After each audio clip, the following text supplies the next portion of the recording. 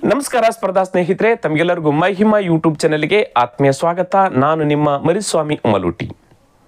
ಸ್ನೇಹಿತರೆ, ಇವತ್ತೇ ನಡೆದಿರತಕ್ಕಂಥ 19/1/2025 ನಡೆದಿರುವ ಗ್ರೂಪ್ ಬಿ ಪ್ರಶ್ನೆ ಪತ್ರಿಕೆಯಲ್ಲಿನ ಮಾನಸಿಕ ಸಾಮರ್ಥ್ಯದ ಕ್ವಶನ್ಗಳನ್ನು ಇವತ್ತಿನ ಈ ತರಗತಿಯಲ್ಲಿ ನಾನು ವಿವರಿಸ್ತಾ ಹೋಗ್ತೀನಿ, ಸಾಲ್ವ್ ಮಾಡ್ತೀನಿ. ಇಲ್ಲಿ ತುಂಬಾ ಪ್ರಮುಖವಾಗಿರ್ತಕ್ಕಂಥ 18 ಮೆಂಟಲ್ ಎಬಿಲಿಟಿ ಕ್ವಶನ್ಗಳನ್ನು ಈ ಒಂದು ಪ್ರಶ್ನೆ ಪತ್ರಿಕೆಯಲ್ಲಿ ಕೇಳಿದ್ದಾರೆ. ನೋಡಿ, ಕೇವಲ ಒಂದೇ ಒಂದು ಸಬ್ಜೆಕ್ಟ್ ಇಂದ 18 ಕ್ವಶನ್ಗಳನ್ನು ಕೇಳಿದ್ದಾರೆ. 18% ಕ್ವಶನ್ಗಳನ್ನ ಒಂದು ಸಬ್ಜೆಕ್ಟ್ ಇಂದ ಬಂದಿದೆ. ಓದುತ್ತಾನೆ KS ಪ್ರಶ್ನೆ ಪತ್ರಿಕೆಯಲ್ಲಿ 30 ಕ್ವಶನ್ಗಳು ಬಂದಿದ್ದಾವೆ. 100ಕ್ಕೆ 30 ಕ್ವಶನ್ಗಳು ಮೆಂಟಲ್ ಎಬಿಲಿಟಿ ಬಂದಿದ್ದಾವೆ. ಅದಕ್ಕೋಸ್ಕರ ನೀವು ಬೇರೆಲ್ಲ ಸಬ್ಜೆಕ್ಟ್ಗೆ ಎಷ್ಟು ಒತ್ತು ಕೊಟ್ಟು ಓದ್ತಾ ಇದ್ರು, ಎಷ್ಟು ಚೆನ್ನಾಗಿ ಪ್ರಿಪೇರ್ ಆಗ್ತಾ ಇದ್ರು, ಅದೇ ರೀತಿಯಾಗಿ ಸ್ವಲ್ಪ ಹೆಚ್ಚಿನ ಪ್ರಮಾಣದಲ್ಲಿ ನೀವು ಮಾನಸಿಕ ಸಾಮರ್ಥ್ಯದ ಈ ಒಂದು ಸಬ್ಜೆಕ್ಟ್ಗೆ ನೀವು ಚೆನ್ನಾಗಿ ಪ್ರಾಕ್ಟೀಸ್ ಆದರೆ ಒಳ್ಳೆ ಸ್ಕೋರ್ ಮಾಡಲಿಕ್ಕೆ ಅನುಕೂಲ ಆಗುತ್ತೆ. ಇಲ್ಲಿ ಬರ್ತಕ್ಕಂಥ 18 ಕ್ವಶನ್ಗಳು ಯಾವ ರೀತಿ ಇದಾವೆ, ಅವುಗಳನ್ನು ಯಾವ ರೀತಿ ಸಾಲ್ವ್ ಮಾಡ್ಬೇಕಂತದನ್ನ ನಿಮಗೆ ಗೊತ್ತಾಗಬೇಕಾಯ್ತಂದ್ರೆ ಕಂಪ್ಲೀಟ್ ಆಗಿ ವಿಡಿಯೋ ನೋಡಿ, ಯಾವುದೇ ಕಾರಣಕ್ಕೂ ಸ್ಕಿಪ್ ಮಾಡಬೇಡಿ.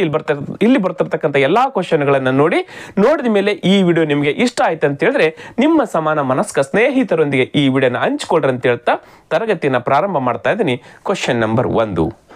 2020ರಲ್ಲಿ ಗಣರಾಜ್ಯೋತ್ಸವವನ್ನು ಭಾನುವಾರದಂದು ಆಚರಿಸಲಾಗುತ್ತದೆ. ಮತ್ತೆ ಈ ಕೆಳಗಿನ ಯಾವ ವರ್ಷದಲ್ಲಿ ಭಾನುವಾರದಂದು ಗಣರಾಜ್ಯೋತ್ಸವವನ್ನು ಆಚರಿಸಲಾಗುತ್ತದೆ? ನೋಡ್ರಿ, ಗಣರಾಜ್ಯೋತ್ಸವವನ್ನು ಎಂದು ಆಚರಣೆ ಮಾಡ್ತೀವಿ ನಮ್ಗೆಲ್ಲರಿಗೂ ಗೊತ್ತು. 26ನೇ ತಾರೀಕು, ಜನವರಿ 26ನೇ ತಾರೀಕು. ಜನವರಿ 26ನೇ ತಾರೀಕು 2020 ಭಾನುವಾರ ಅಂತೆ. ನೆಕ್ಸ್ಟ್ ಅದೇ ಜನವರಿ 26ನೇ ತಾರೀಕು ಯಾವ ವರ್ಷದಂದು ಭಾನುವಾರ ಬರುತ್ತೆ, ಸಂಡೇ ಬರುತ್ತೆ ಅಂತ ಕ್ವಶನ್ ಕೇಳಿದ್ರೆ ನಮ್ಗೆಲ್ಲರಿಗೂ ಗೊತ್ತು. ಯಾಕಂದ್ರೆ ಇವತ್ತು 2025 ಗಣರಾಜ್ಯೋತ್ಸವ ಭಾನುವಾರನೇ ಬರುತ್ತೆ. ಇವತ್ತು 19ನೇ ತಾರೀಕು ಭಾನುವಾರ, 19ಕ್ಕೆ ಒಂದು ವಾರಕ್ಕಂದ್ರೆ 7 ದಿನ ಸೇರಿಸಿದ್ರೆ 26 ಆಗುತ್ತೆ. ಹಂಗಾದ್ರೆ ನೆಕ್ಸ್ಟ್ ಸಂಡೇನೇ ಏನಿದೆ ಗಣರಾಜ್ಯೋತ್ಸವ ಇದೆ. ಹಾಗಾದ್ರೆ 2025 ಗಣರಾಜ್ಯೋತ್ಸವ ಬರುತ್ತೆ. ಇದು ನಮ್ಗೆಲ್ಲರಿಗೂ ಗೊತ್ತು. ವಾಸ್ತವ ಕ್ಯಾಲೆಂಡರ್ ಪ್ರಕಾರ ವಾಸ್ತವ ಇವತ್ತು ಈ ವರ್ಷ ಭಾನುವಾರನ ಬರುತ್ತೆ. ಹಾಗಾದ್ರೆ ಆಯ್ಕೆಯಲ್ಲಿ 26 ಮತ್ತು 27 ಅಲ್ಲ, ತೆಗೆದಾಕ್ಬಿಡವು. ಪ್ರೆಸೆಂಟು ಕ್ಯಾಲೆಂಡರ್ ಪ್ರಕಾರ 2025 ಭಾನುವಾರವಾದ್ರೆ 2026 ಭಾನುವಾರ ಇರಲ್ಲ, 2027 ಕೂಡ ಭಾನುವಾರ ಇರಲ್ಲ. ಅದೇ ರೀತಿಯಾಗಿ 2024 ಮೊದಲನೇ ಆಯ್ಕೆ ಅದು ಕೂಡ ಅಲ್ಲ. ಹಾಗಾದ್ರೆ ರೈಟ್ ಆನ್ಸರ್ 2025 ಭಾನುವಾರ ಬರ್ತಲ್ಲ, ಕರೆಕ್ಟ್ ಆನ್ಸರ್ 2025. ಆದ್ರೆ ವಾಸ್ತವ ಇದು ಇತ್ತು, ಸರಿ ಹೋಯ್ತು. ಭಾನುವಾರನೇ ಇತ್ತು ಅಂದ್ರೆ ಸರಿ ಹೋಯ್ತು. ಅಂದ್ರೆ 26/1/2020 ಭಾನುವಾರನೇ ವಾಸ್ತವ ಅಂತಂದ್ರೆ ಸರಿಯಾಗಿ ಉತ್ತರ 2025 ಭಾನುವಾರ ಬರುತ್ತೆ. ನಮ್ಮನ್ನು ಕ್ವಶನ್ ಮಾಡ್ಲಿಕ್ಕೆ ಬೇರೆ ದಿನ ಕೊಟ್ಟು ಬಿಟ್ಟಿರ್ತಾನೆ. ಅಲ್ಲಿ ನಮ್ಮನ್ನು ಟೆಸ್ಟ್ ಮಾಡ್ತಾನೆ. ತುಂಬಾ ಸರಿ ಎಕ್ಸಾಮ್ಗಳಲ್ಲಿ ಇದೇ ರೀತಿಯ ಟೆಸ್ಟ್. ಅಲ್ಲಿ ಭಾನುವಾರನೇ ಇರುತ್ತಂತೇನಿಲ್ಲ, ಬೇರೆ ದಿನ ಇರ್ಬೋದು. ಹೌದಾ? ಅದಕ್ಕೆ ನೀವು ಕಂಪೇರ್ ಮಾಡ್ತಾ ಹೋದಾಗ ಯಾವ ದಿನ ಬರ್ತಾ ಅದು ಕೂಡ ನಾವು ಕಂಡುಹಿಡ್ಕೊಳ್ಬೇಕಾಗುತ್ತೆ. ಇದು ಕೊಟ್ಟಿದ್ದು ಸರಿನೋ ತಪ್ಪು ಗೊತ್ತಿಲ್ಲ ನಮಗೆ. ಸರಿನೂ ಇರ್ಬೋದು, ಅಂದ್ರೆ ವಾಸ್ತವನೂ ಇರ್ಬೋದು, ಅಥವಾ ಅಲ್ಲದೇನೂ ಇರ್ಬೋದು. ಅಂದ್ರೆ 26/1/2020 ಪ್ರೆಸೆಂಟ್ ವಾಸ್ತವ ಇರ್ಬೋದು, ಅಥವಾ ಬೇರೆ ದಿನ ಇದ್ದುಕೊಂಡು ಭಾನುವಾರ ಅಂತ ಕೊಟ್ಟಿರ್ಬೋದು. ಪ್ರೆಸೆಂಟ್ ಯಾವುದೋ ಒಂದು ಗುರುವಾರ ಇರುತ್ತೆ, ನಮಗೆ ಟೆಸ್ಟ್ ಮಾಡ್ಲಿಕ್ಕೆ ಭಾನುವಾರ ಅಂತ ಕೊಟ್ರೆ ನೆಕ್ಸ್ಟ್ ಭಾನುವಾರ ಯಾವ್ದು ಬರ್ತಂತ ಕ್ವಶನ್ ಕೇಳ್ಬೋದು. ಹೌದಾ? ಯಾವ ರೀತಿ ಆದ್ರೂ ಕೇಳಿ. ಆದ್ರೆ ನಮಗೊಂದು ವಿಷಯ ಗೊತ್ತು. ಏನು? ಲೀಪ್ ಇಯರ್ ಮತ್ತು ಕಾಮನ್ ಇಯರ್. ಕಾಮನ್ ಇಯರ್ ಬಂದಾಗ ಜನವರಿ 1ನೇ ತಾರೀಕು, ನೆಕ್ಸ್ಟ್ ಜನವರಿ 1ನೇ ತಾರೀಕು ಕಾಮನ್ ಇಯರ್ಲಿ ನಾವು ಒಂದು ದಿನವನ್ನ ಕೂಡಿಸ್ತೀವಿ, ನೆಕ್ಸ್ಟ್ ಡೇ ಕೂಡಿಸ್ತೀವಿ. ಅದೇ ರೀತಿ ನಮಗೆ ಲೀಪ್ ಇಯರ್ ಬಂತಂದ್ರೆ 2 ದಿನಗಳನ್ನ ಕೂಡಿಸ್ತೀವಿ. ಜನವರಿ 1ನೇ ತಾರೀಕು ನೆಕ್ಸ್ಟ್ ಜನವರಿ 1ನೇ ತಾರೀಕು ಬರ್ಬೇಕಾದ್ರೆ ಅಲ್ಲಿ ಲೀಪ್ ಇಯರ್ ಇತ್ತು ಅಂತ ಹೇಳಿದ್ರೆ 2 ದಿನಗಳನ್ನ ಕೂಡಿಸ್ತೀವಿ. ನಮ್ಗೆಲ್ಲರೂ ಗೊತ್ತು. ಎಸ್, ಅದೇ ಮೆಥಡ್ ಮೇಲೆ ಬಿಡಿಸ್ಕೊಂತ ಹೋಗ್ಬಿಡಮ್ಮ, ನಮಗೆ ಉತ್ತರ ಸಿಕ್ಬಿಡುತ್ತೆ. ಇಲ್ಲಿ ನೋಡಿ, 2020 ನಮಗೆ ಇದು ಯಾವ ವಾರ? ಲೀಪ್ ಇಯರ್, ಅಧಿಕ ವರ್ಷ. ಹಾಗಾದ್ರೆ ನಾವು ಭಾನುವಾರಕ್ಕೆ 2 ದಿನ ಕೂಡಿಸ್ಕೊಳ್ಬೇಕು. ಭಾನುವಾರ ಆದ್ಮೇಲೆ ಸೋಮವಾರ, ಆಮೇಲೆ ಮಂಗಳವಾರ. ಇದು ಯಾವ ವಾರ ಆಗುತ್ತೆ? ಮಂಗಳವಾರ ಆಗುತ್ತೆ. ಭಾನುವಾರ, ಸೋಮವಾರ, ಇದು ಮಂಗಳವಾರ ಆಗುತ್ತೆ. ನೋಡಿ, 2021 ಯಾವ ವಾರ ಇರುತ್ತೆ? ರಿಪಬ್ಲಿಕ್ ಡೇ ಮಂಗಳವಾರ ಇರುತ್ತೆ. ಆಮೇಲೆ 2022 ಲೀಪ್ ಇಯರ್ ಅಲ್ಲ, ಹಾಗಾದ್ರೆ ಒಂದೇ ದಿನ ಕೂಡಿಸ್ಕೊಳ್ಬೇಕು. ಮಂಗಳವಾರ ಆದ್ಮೇಲೆ ಬುಧವಾರ ಇರುತ್ತೆ. ಇದು ಯಾವ ವಾರ ಇರುತ್ತೆ? ಬುಧವಾರ ಇರುತ್ತೆ. ಇದು ಕೂಡ ಲೀಪ್ ಇಯರ್ ಅಲ್ಲ, ಆಮೇಲೆ ಒಂದೇ ದಿನ ಕೂಡಿಸ್ಕೊಳ್ಬೇಕು. ಇದು ಗುರುವಾರ ಇರುತ್ತೆ. ಇದು ಲೀಪ್ ಇಯರ್ ಅಲ್ಲ, ಹಾಗಾದ್ರೆ ಗುರುವಾರಕ್ಕೆ ಒಂದೇ ದಿನ ಕೂಡಿಸ್ಕೊಳ್ಬೇಕು. ಶುಕ್ರವಾರ ಇರುತ್ತೆ. ಹೌದಾ? ಇದು ಲೀಪ್ ಇಯರ್. 2024 ಲೀಪ್ ಇಯರ್ ಮತ್ತು 2020 ಲೀಪ್ ಇಯರ್. ಹಾಗಾದ್ರೆ ಈ ಶುಕ್ರವಾರಕ್ಕೆ 2 ದಿನ ಕೂಡಿಸ್ಕೊಳ್ಬೇಕು ನಾವು. ಶುಕ್ರವಾರ ಆದ್ಮೇಲೆ ಶನಿವಾರ ಆದ್ಮೇಲೆ ಭಾನುವಾರ ಬಂತಲ್ಲ. ಹಾಗಾದ್ರೆ ವಾಸ್ತವನೇ ಇದೆ, ಏನು ಇಲ್ಲಿ ಚೇಂಜಸ್ ಮಾಡಿಲ್ಲ. 2025 ಭಾನುವಾರ ಇದೆ ಅಂದ್ಮೇಲೆ 2020 ಕೂಡ ಏನಿದೆ ಭಾನುವಾರನೇ ಇದೆ. ಇಲ್ಲಿ ಏನು ಚೇಂಜಸ್ ಇಲ್ಲ, ಕ್ಯಾಲೆಂಡರ್ ಪ್ರಕಾರನೇ ಕ್ವಶನ್ ಕೊಟ್ಟಿದ್ದಾರೆ ಅಂತ ಅರ್ಥ. ಹೌದಾ? ಹಾಗಾದ್ರೆ ಮುಂದೆ ನೋಡ್ತಕ್ಕಂಥ ಅವಶ್ಯಕತೆ ಇಲ್ಲ. ಹಾಗಾದ್ರೆ 2025 ರಿಪಬ್ಲಿಕ್ ಡೇ ಗಣರಾಜ್ಯೋತ್ಸವ ಏನಿದೆ ಭಾನುವಾರ ಇದೆ. ಹಾಗಾದ್ರೆ 2026 ಯಾವ ಇರುತ್ತೆ? ಭಾನುವಾರ ಆದ ನಂತರ ಯಾವ ಇರುತ್ತೆ? ಸೋಮವಾರ ಇರುತ್ತೆ. ಹೌದು ತಾನೆ? ಎಸ್. ಅದೇ ರೀತಿಯಾಗಿ 2026 ಮೇಲೆ ಲೀಪ್ ಇರಲಿಲ್ಲ. ಆಮೇಲೆ ಇದು ಯಾವ ಇರುತ್ತೆ? ಮಂಗಳವಾರ ಇರುತ್ತೆ. ನೋಡ್ರಿ, ಯಾವುದಾದ್ರೂ ಕೇಳಿ ನಮಗೆ ಗೊತ್ತಿರಬೇಕು. ಲೀಪ್ ಇಯರ್ಗೆ 2 ದಿನಗಳನ್ನು ಕೂಡಿಸ್ಕೊಳ್ಬೇಕು, ಕಾಮನ್ ಇಯರ್ಗೆ 1 ದಿನ ಕೂಡಿಸ್ಕೊಳ್ಬೇಕು. ಕ್ಲಿಯರ್? ಎಸ್. ಮುಂದಿನ ಕ್ವಶನ್ 2. ಒಬ್ಬ ಶಿಕ್ಷಕ ಮತ್ತು 3 ವಿದ್ಯಾರ್ಥಿಗಳ ಸರಾಸರಿ ವಯಸ್ಸು 20 ವರ್ಷಗಳು. 3 ವಿದ್ಯಾರ್ಥಿಗಳು ಒಂದೇ ವಯಸ್ಸಿನವರಾಗಿದ್ದಲ್ಲಿ ಹಾಗೂ ಶಿಕ್ಷಕ ಮತ್ತು ಪ್ರತಿ ವಿದ್ಯಾರ್ಥಿಗಳ ವಯಸ್ಸಿನ ಅಂತರ 20 ವರ್ಷಗಳಾಗಿದ್ದಲ್ಲಿ ಆ ಶಿಕ್ಷಕನ ವಯಸ್ಸನ್ನ ಕಂಡು ಹಿಡಿಯಿರಿ. ನೋಡ್ರಿ, ಎವರೇಜ್ ಏಜ್ ರಿಲೇಟೆಡ್ ಆಗಿರ್ತಕ್ಕಂಥ ಕ್ವಶನ್. ಈ ಕ್ವಶನ್ SSC 2021ರಲ್ಲಿ ಕೇಳಿದ್ದಾರೆ. ಕ್ವಶನ್ ಅನ್ನ SSCಯಲ್ಲಿ 2021ರಲ್ಲಿ ಈ ಕ್ವಶನ್ ಅನ್ನ ಕೇಳಿದ್ದಾರೆ. ತುಂಬಾ ಕ್ವಶನ್ಗಳು ಆಲ್ರೆಡಿ ಬೇರೆ ಎಕ್ಸಾಮ್ ಅಲ್ಲಿ ಕೇಳಿರ್ತಕ್ಕಂಥ ಕ್ವಶನ್ಗಳೇ ಇದಾವೆ ಇದರಲ್ಲಿ. ಎಸ್, ಇಲ್ಲಿ ನೋಡ್ರಿ, ಏಜ್ ರಿಲೇಟೆಡ್ ಆಗಿರ್ತಕ್ಕಂಥ ಕ್ವಶನ್ ಯಾವ ರೀತಿ ಕೇಳಿದ್ರೆ, ಒಬ್ಬ ಶಿಕ್ಷಕ ಮತ್ತು 3 ವಿದ್ಯಾರ್ಥಿಗಳು. ಹಾಗಾದ್ರೆ ಒಬ್ಬ ಶಿಕ್ಷಕ ಮತ್ತು 3 ವಿದ್ಯಾರ್ಥಿಗಳಂದ್ರೆ ಎಷ್ಟು ಜನ ಆದ್ರು? 4 ಜನ ಆದ್ರು. ಈ 4 ಜನರ ಸರಾಸರಿ ವಯಸ್ಸು 20 ವರ್ಷ ಅಂತೆ. ಒಬ್ಬೊಬ್ರು 20 ವರ್ಷ 20 ವರ್ಷ ಅಂತಂದ್ರೆ ಹಾಗಾದ್ರೆ ಟೋಟಲ್ ವರ್ಷ ಎಷ್ಟಾದವು? 4 ಜನರ ವಯಸ್ಸನ್ನು ಸೇರಿಸಿದ್ರೆ 24 80 ವರ್ಷ ಅದು. ಇದು 4 ಜನರು, ಟೀಚರು ಮತ್ತು 3 ವಿದ್ಯಾರ್ಥಿಗಳು. ಯಾರ್ಯಾರು? ಟೀಚರು ಮತ್ತು 3 ಸ್ಟೂಡೆಂಟ್ಸ್. 3 ಸ್ಟೂಡೆಂಟ್ಸ್. ಹೌದು ತಾನೆ? ಟೀಚರು ಮತ್ತು 3 ಸ್ಟೂಡೆಂಟ್ಸ್ ಇದ್ದಾರೆ. ಹೌದಾ? ಒಬ್ಬ ಟೀಚರ್ ಇದ್ದಾನೆ, 3 ಸ್ಟೂಡೆಂಟ್ಸ್ ಇದ್ದಾರೆ. ಇವ್ರ 4 ಜನರ ಎವರೇಜ್ ಏಜ್ 20. ಇವ್ರ 4 ಜನರ ವಯಸ್ಸನ್ನ ಸೇರಿಸಿದ್ರೆ 80. ಎಸ್. ಆಮೇಲೆ ಏನಂತ ಹೇಳಿದರೆ, ಟೀಚರ್ ಇಂದ ಪ್ರತಿ ಸ್ಟೂಡೆಂಟ್ಗೆ ಏಜ್ ಗ್ಯಾಪ್ ಎಷ್ಟಿದೆ ಅಂತೆ? 20 ವರ್ಷ ಇದೆ ಅಂತೆ ಪ್ರತಿ ಸ್ಟೂಡೆಂಟ್. ಇವರೆಲ್ಲರೂ ಸೇಮ್ ವರ್ಷ ಹೊಂದಿದ್ದಾರೆ. ಇವನು 10 ಇದ್ರೆ ಇವನು 10, ಇವನು 10. ಇವನು 15 ಇದ್ರೆ ಇವನು 15, ಇವನು 15. ಇವನು 20 ಇದ್ರೆ ಇವನು 20, ಇವನು 20. ಒಂದೇ ವಯಸ್ಸಿನವರಾಗಿದ್ದಾರೆ. ಆದರೆ ಶಿಕ್ಷಕನ ಏಜ್ಗೆ ಕಂಪೇರ್ ಮಾಡಿದ್ರೆ ಇವ್ರ 3ಗಿಂತ ಶಿಕ್ಷಕ 20 ವರ್ಷ ದೊಡ್ಡವನು. ಹೌದು ತಾನೆ? ಎಸ್. ಈಗ ನೋಡ್ರಿ, ನಾನು ಲೆಕ್ಕ ಬಿಡಿಸಲ್ಲ, ಆಪ್ಷನ್ ಇಷ್ಟು ಸಿಕ್ಕ ಮೇಲೆ ಆಪ್ಷನ್ ವೆರಿಫೈ ಮಾಡಿಬಿಡ್ರಿ, ತುಂಬಾ ಈಸಿ. ನೋಡ್ರಿ, ಮೊದಲನೇ ಆಯ್ಕೆ 20. ಕ್ವಶನ್ ಯಾರು ಕೇಳಿದ್ರೆ ಶಿಕ್ಷಕನ ವಯಸ್ಸು 25. ಒಂದನೇ ಆಯ್ಕೆ 25 ಇದೆ. ಹೌದಾ? ಟೋಟಲ್ 80 ವರ್ಷ. 80 ವರ್ಷದಲ್ಲಿ 25 ವರ್ಷ ಮೈನಸ್ ಮಾಡಿ ನಮ್ಮ ಟೀಚರ್ದು. ಹಾಗಾದ್ರೆ ಹುಡುಗರದ್ದು ಎಷ್ಟು ಉಳಿಯುತ್ತೆ? 80ರಲ್ಲಿ 25 ಹೊತ್ತಂದ್ರೆ 55 ವರ್ಷ ಉಳಿಯುತ್ತೆ. 55 ವರ್ಷ ಉಳಿಯುತ್ತೆ. ಈ 55 ವರ್ಷನ 3 ಸ್ಟೂಡೆಂಟ್ಗೆ ಸಮನಾಗಿ ಹಂಚಲಿಕ್ಕೆ ಬರ್ತೇನು? 56 ಇದ್ರೆ ಹಂಚಬಹುದೇನು? 57 ಇದ್ರೆ ಹಂಚಬಹುದು. ಹೌದಾ? ಎಸ್. 55ಅನ್ನ ಸಮನಾಗಿ ಹಂಚಲಿಕ್ಕೆ ಬರಲ್ಲ. ಹೌದು ತಾನೆ? ಎಸ್. ಹಾಗಾದ್ರೆ ಈ ಆಯ್ಕೆ ಅಲ್ಲ. ಹೌದು ತಾನೆ? ಎಸ್. ನೆಕ್ಸ್ಟ್ 2ನೇ ಆಯ್ಕೆಗೆ ಬರ್ತೀನಿ ನಾನು. ನೆಕ್ಸ್ಟ್ 2ನೇ ಆಯ್ಕೆಯಲ್ಲಿ 30 ಇದೆ. ಶಿಕ್ಷಕನ ವಯಸ್ಸು 30 ಇದೆ. ಟೋಟಲ್ 80 ವರ್ಷ 4 ಜನ ಸೇರಿಸಿದ್ರೆ ಇವಂದು ಟೀಚರ್ದ 30 ಆದ್ರೆ ಉಳಿದಿರ್ತಕ್ಕಂಥ 3 ಸ್ಟೂಡೆಂಟ್ ಸೇರಿಸುತ್ತೆ 50 ವರ್ಷ ಇರುತ್ತೆ. ಈ 50 ವರ್ಷನ 3 ಸ್ಟೂಡೆಂಟ್ಗೆ ಹಂಚಲಿಕ್ಕೆ ಬರ್ತೇನು? 16 16 16 16 48 2 ವರ್ಷ ಉಳಿಯುತ್ತೆ. 2 ವರ್ಷ 3ಗೆ ಹಂಚಲಿಕ್ಕೆ ಆಗಲ್ಲ.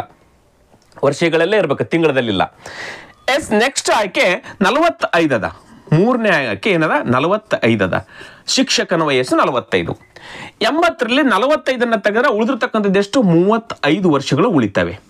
ಹೌದಾ? ಇದು 3 ವಯಸ್ಸು ಸೇರಿಸಿದ್ರೆ 35. ಈ 35ಅನ್ನ ಈಗ 3ಗೆ ಹಂಚಲಿಕ್ಕೆ ಬರ್ತಾನು? 11 11 33 ಆಗುತ್ತೆ. ಮತ್ತೆ 2 ವರ್ಷ ಉಳಿತಾವೆ. 2 ವರ್ಷ 3ಗೆ ಹಂಚಬೇಕಾಗತ್ತೆ.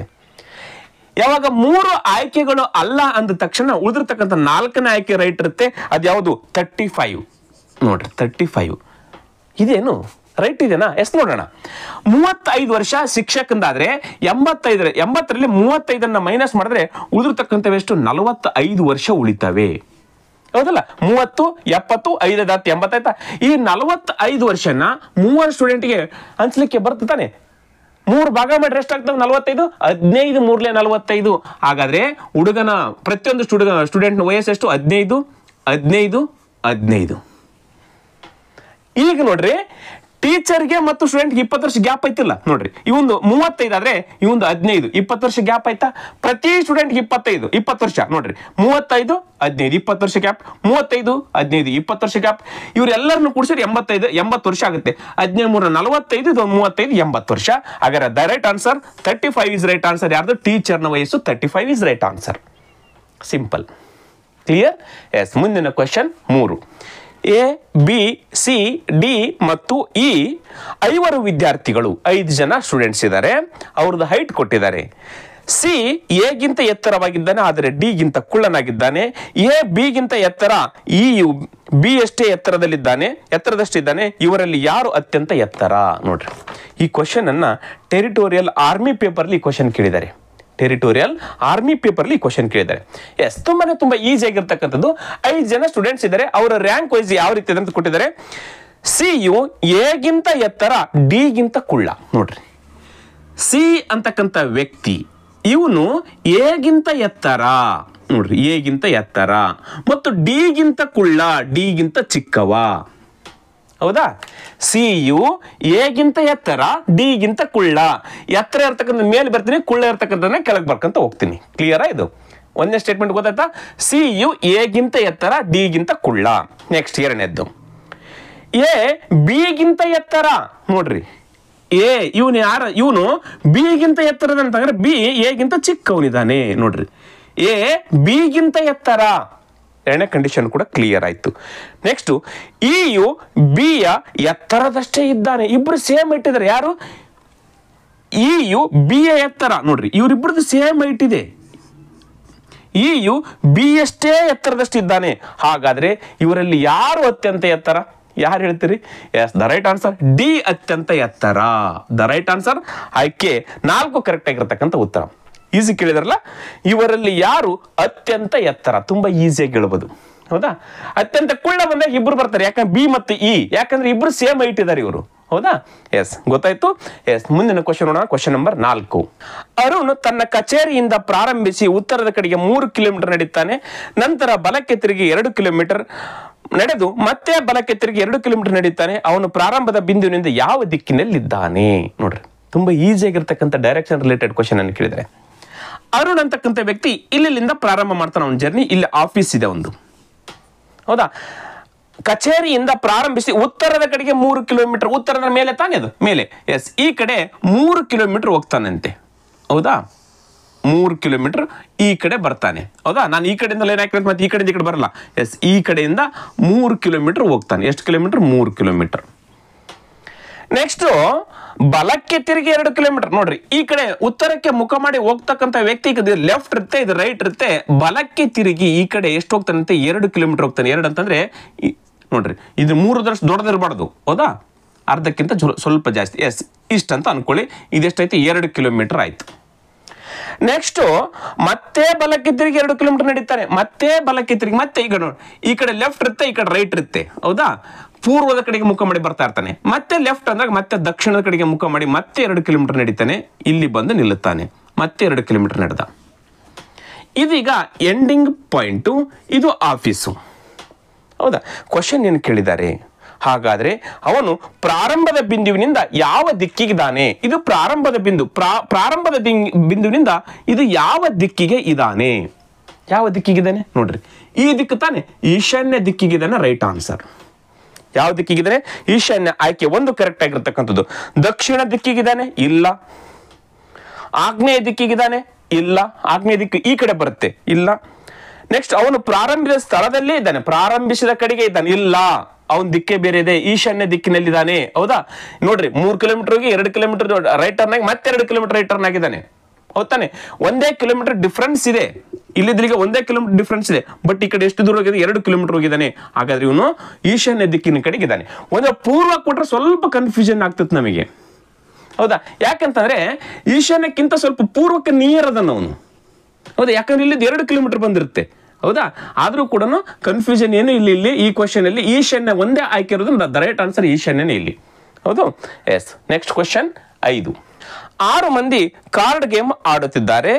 ಸುಜನ್ ಅಜಯನ ಎಡಕ್ಕೆ ಮತ್ತು ಪ್ರವೀಣನ ಬಲಕ್ಕಿರುವ ರಾಘವನ ಕಡೆಗೆ ಮುಖ ಮಾಡಿದ್ದಾರೆ. ಅಜಯ್ ಧನುಷ್ ಅವರ ಎಡಭಾಗದಲ್ಲಿದ್ದಾರೆ. ಯೋಗೇಶ್ ಪ್ರವೀಣನ ಎಡಕ್ಕೆ ಇದ್ದಾರೆ. ಧನುಷ್ ಯೋಗೇಶ್ ಪ್ರವೀಣ್ ರಾಘವನ ಜೊತೆಗೆ ಸೀಟನ್ನು ಬದಲಾಯಿಸಿಕೊಂಡರೆ ಧನುಷನ ಎಡಭಾಗದಲ್ಲಿ ಕುಳಿತಿರುವವರು ಯಾರು? ನೋಡ್ರಿ, ಸೀಟಿಂಗ್ ಅರೇಂಜ್ಮೆಂಟ್ ಕ್ವಶನ್. ಈ ಕ್ವಶನ್ ಎಲ್ಲಿ ಕೇಳಿದರೆ ಅಂದ್ರೆ NTPC CBT ಅಲ್ಲಿ 2021 ಈ ಕ್ವಶನ್ ಅಲ್ಲಿ ಕೇಳಿದ್ದಾರೆ. ನೋಡ್ರಿ, NTPC ಅಲ್ಲಿ ಈ ಕ್ವಶನ್ ಅನ್ನ ಕೇಳಿದಾರೆ ಆಲ್ರೆಡಿ. ಎಸ್, ಇಲ್ಲಿ 6 ಜನ ಸ್ನೇಹಿತರು ಕಾರ್ಡ್ ಗೇಮ್ ಮಾಡ್ತಾ ಇದ್ರೆ, ಕಾರ್ಡ್ ಗೇಮ್ ಮಾಡುವಾಗ 1 2 3 4 6 ಜನ ಇದ್ರೆ ಎಲ್ಲರೂ ಕೇಂದ್ರದ ಕಡೆಗೆ ಮುಖ ಮಾಡಿರ್ತಾರೆ. ಎಲ್ಲರೂ ಕೂಡ ಯಾವ ಕಡೆ ಕೇಂದ್ರದ ಕಡೆಗೆ ಮುಖ ಮಾಡಿರ್ತಾರೆ ಹೌದಾ ಎಸ್ ಈಗಿಲ್ಲೇ ಸುಜನ್ ಎಲ್ಲಿ ಕುಳಿತುಕೊಂಡಿದ್ದಾನಂತೆ ಸುಜನ್ ಅಜಯನ ಎಡಕ್ಕೆ ಪ್ರವೀಣನ ಬಲಕ್ಕೆ ಇರುವ ರಾಘವನ ಕಡೆಗೆ ಮುಖ ಮಾಡಿದ್ದಾನೆ ರಾಘವ ಇಲ್ಲಿ ಕುಳಿತುಕೊಂಡಿದ್ದಾನೆ ಅಂತ ಇಟ್ಕೊಳ್ರಿ ರಾಘವ ನಾನು ಕನ್ನಡದಾಗ ಬರೀತೀನಿ ಎಸ್ ರಾಘವ ಇಲ್ಲಿ ಕುಳಿತುಕೊಂಡಿದ್ರೆ ಇವನು ಯಾರ್ಯಾರ ಪಕ್ಕದಲ್ಲಿ ಕುಳಿತುಕೊಂಡಿದ್ದಾರೆ ಅಂತ ಹೇಳಿದಾರೆ ಅವರು ಅಜಯನ ಎಡಕ್ಕೆ ಅಗರ ಅಜಯ್ ಇಲ್ಲಿರ್ತಾನೆ ಅಜಯನ ಎಡಕ್ಕೆ ರಾಘವ ಆಗ್ತಾನೆ ಅಜಯನ ಎಡಕ್ಕೆ ಮತ್ತು ಪ್ರವೀಣನ ಬಲಕ್ಕೆ ನೋಡ್ರಿ ಪ್ರವೀಣನ ಬಲಕ್ಕೆ ಕುಳಿತಿರುವ ರಾಘವನ ಕಡೆಗೆ ಮುಖ ಮಾಡಿದ್ದಾನೆ ಯಾರು ಅಗರ ಮುಖ ಮಾಡಿದ್ದಾರೆ ಅಪೋಸಿಟ್ ಅಲ್ಲಿ ಇರ್ತಾನೆ ಯಾರು ಸುಜನ್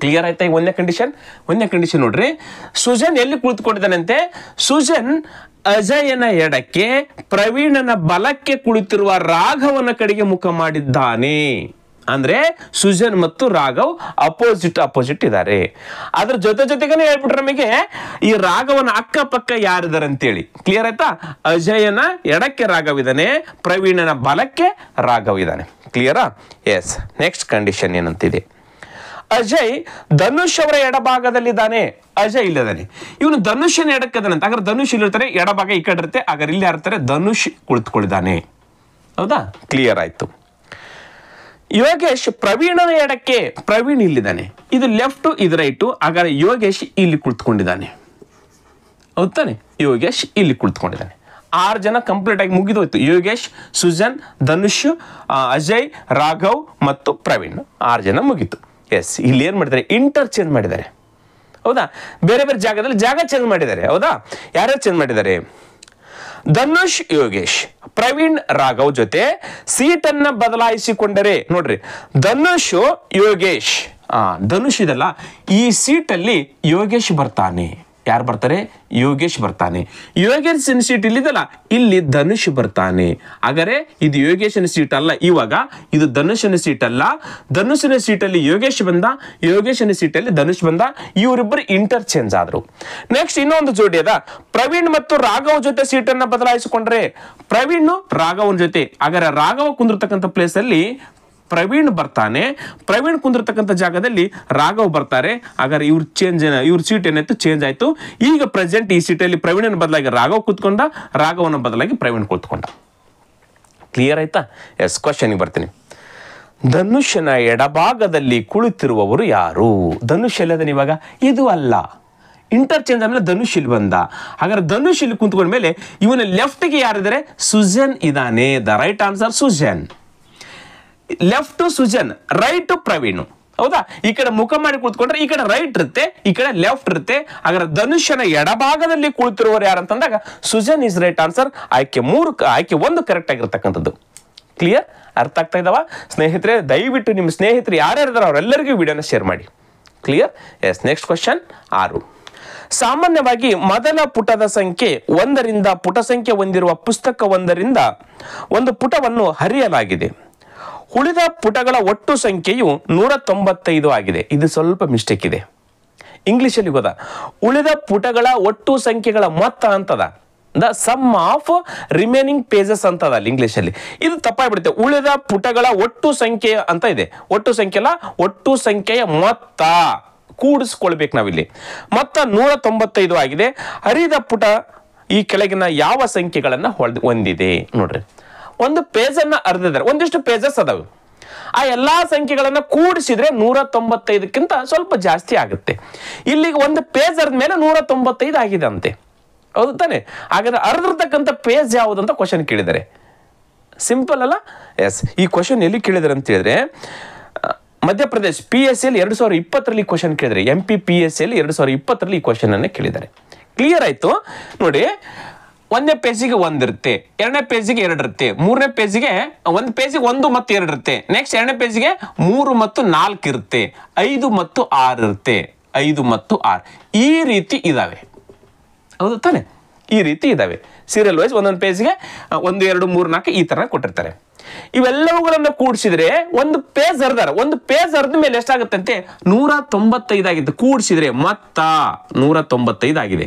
ಕೂಡಿಸಿದ್ರೆ ಈಗಿಲ್ಲ ನೋಡ್ರಿ 1 2 3 3 3 6 6 4 10 15 21 ಈ ತರ ಎಲ್ಲಾ ಸಂಖ್ಯೆಗಳನ್ನು ಕೂಡಿಸಿದ್ರ ಅರ್ಧ ಮೇಲೆ 195 ಆಗ್ಯದ ಒಂದು ಪೇಜ್ ಅರಿದ ಮೇಲೆ 195 ಆಗ್ಯದ ಹೌದ್ ತಾನೆ? ಹಾಗಾದ್ರೆ ಅರ್ಧಿರ್ತಕ್ಕಂಥ ಪೇಜ್ ಯಾವುದು ಗೊತ್ತಿಲ್ಲ ನಮಗೆ. ಹಾಗಾದ್ರೆ ಅರ್ಧಿರ್ತಕ್ಕಂಥ ಪೇಜ್ ಗೊತ್ತಿಲ್ಲಲ್ಲ, ಎಕ್ಸ್ ಅಂತ ಇಟ್ಕೊಳ್ಳಿ. ಇದ್ರಲ್ಲಿ ಎರಡು ಬರ್ತವೆ, ಹೌದಾ? ಬ್ಯಾಕ್ ಮತ್ತು ಫ್ರಂಟ್, ಹೌದಾ? ಎರಡೆರಡು ಪೇಜ್, 3, 4 ಇರ್ಬೋದು, 5, 6 ಇರ್ಬೋದು, 2 ಪೇಜ್ ಸೇರ್ಕಾಸಿ ಈ ಎಕ್ಸ್ ಇರುತ್ತೆ. ಇವೆರಡು ಕೂಡಿಸಿದ್ರೆ ಏನಾಗುತ್ತೆ? ಇಲ್ಲಿರ್ತಕ್ಕಂಥ ಎಲ್ಲಾ ಸಂಖ್ಯೆಗಳನ್ನು ಕೂಡಿಸಿದ್ರೆ ಎಷ್ಟು ಬರುತ್ತೆ? ಇವೆರಡನ್ನು ಕೂಡಿಸಿದ್ರೆ ಅಷ್ಟೇ ಬರುತ್ತೆ. ಸಮ್ ಆಫ್ ರಿಮೈನಿಂಗ್ ಪೇಜಸ್ ಅಂತಿದೆ ಇಂಗ್ಲಿಷ್ ಅಲ್ಲಿ, ಹೌದಾ?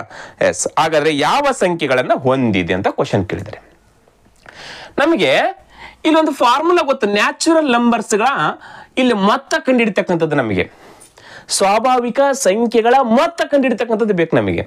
ಸ್ವಾಭಾವಿಕ ಸಂಖ್ಯೆಗಳ ಮೊತ್ತ ಕಂಡುಹಿಡಿತಕ್ಕಂಥದ್ದು ಏನು?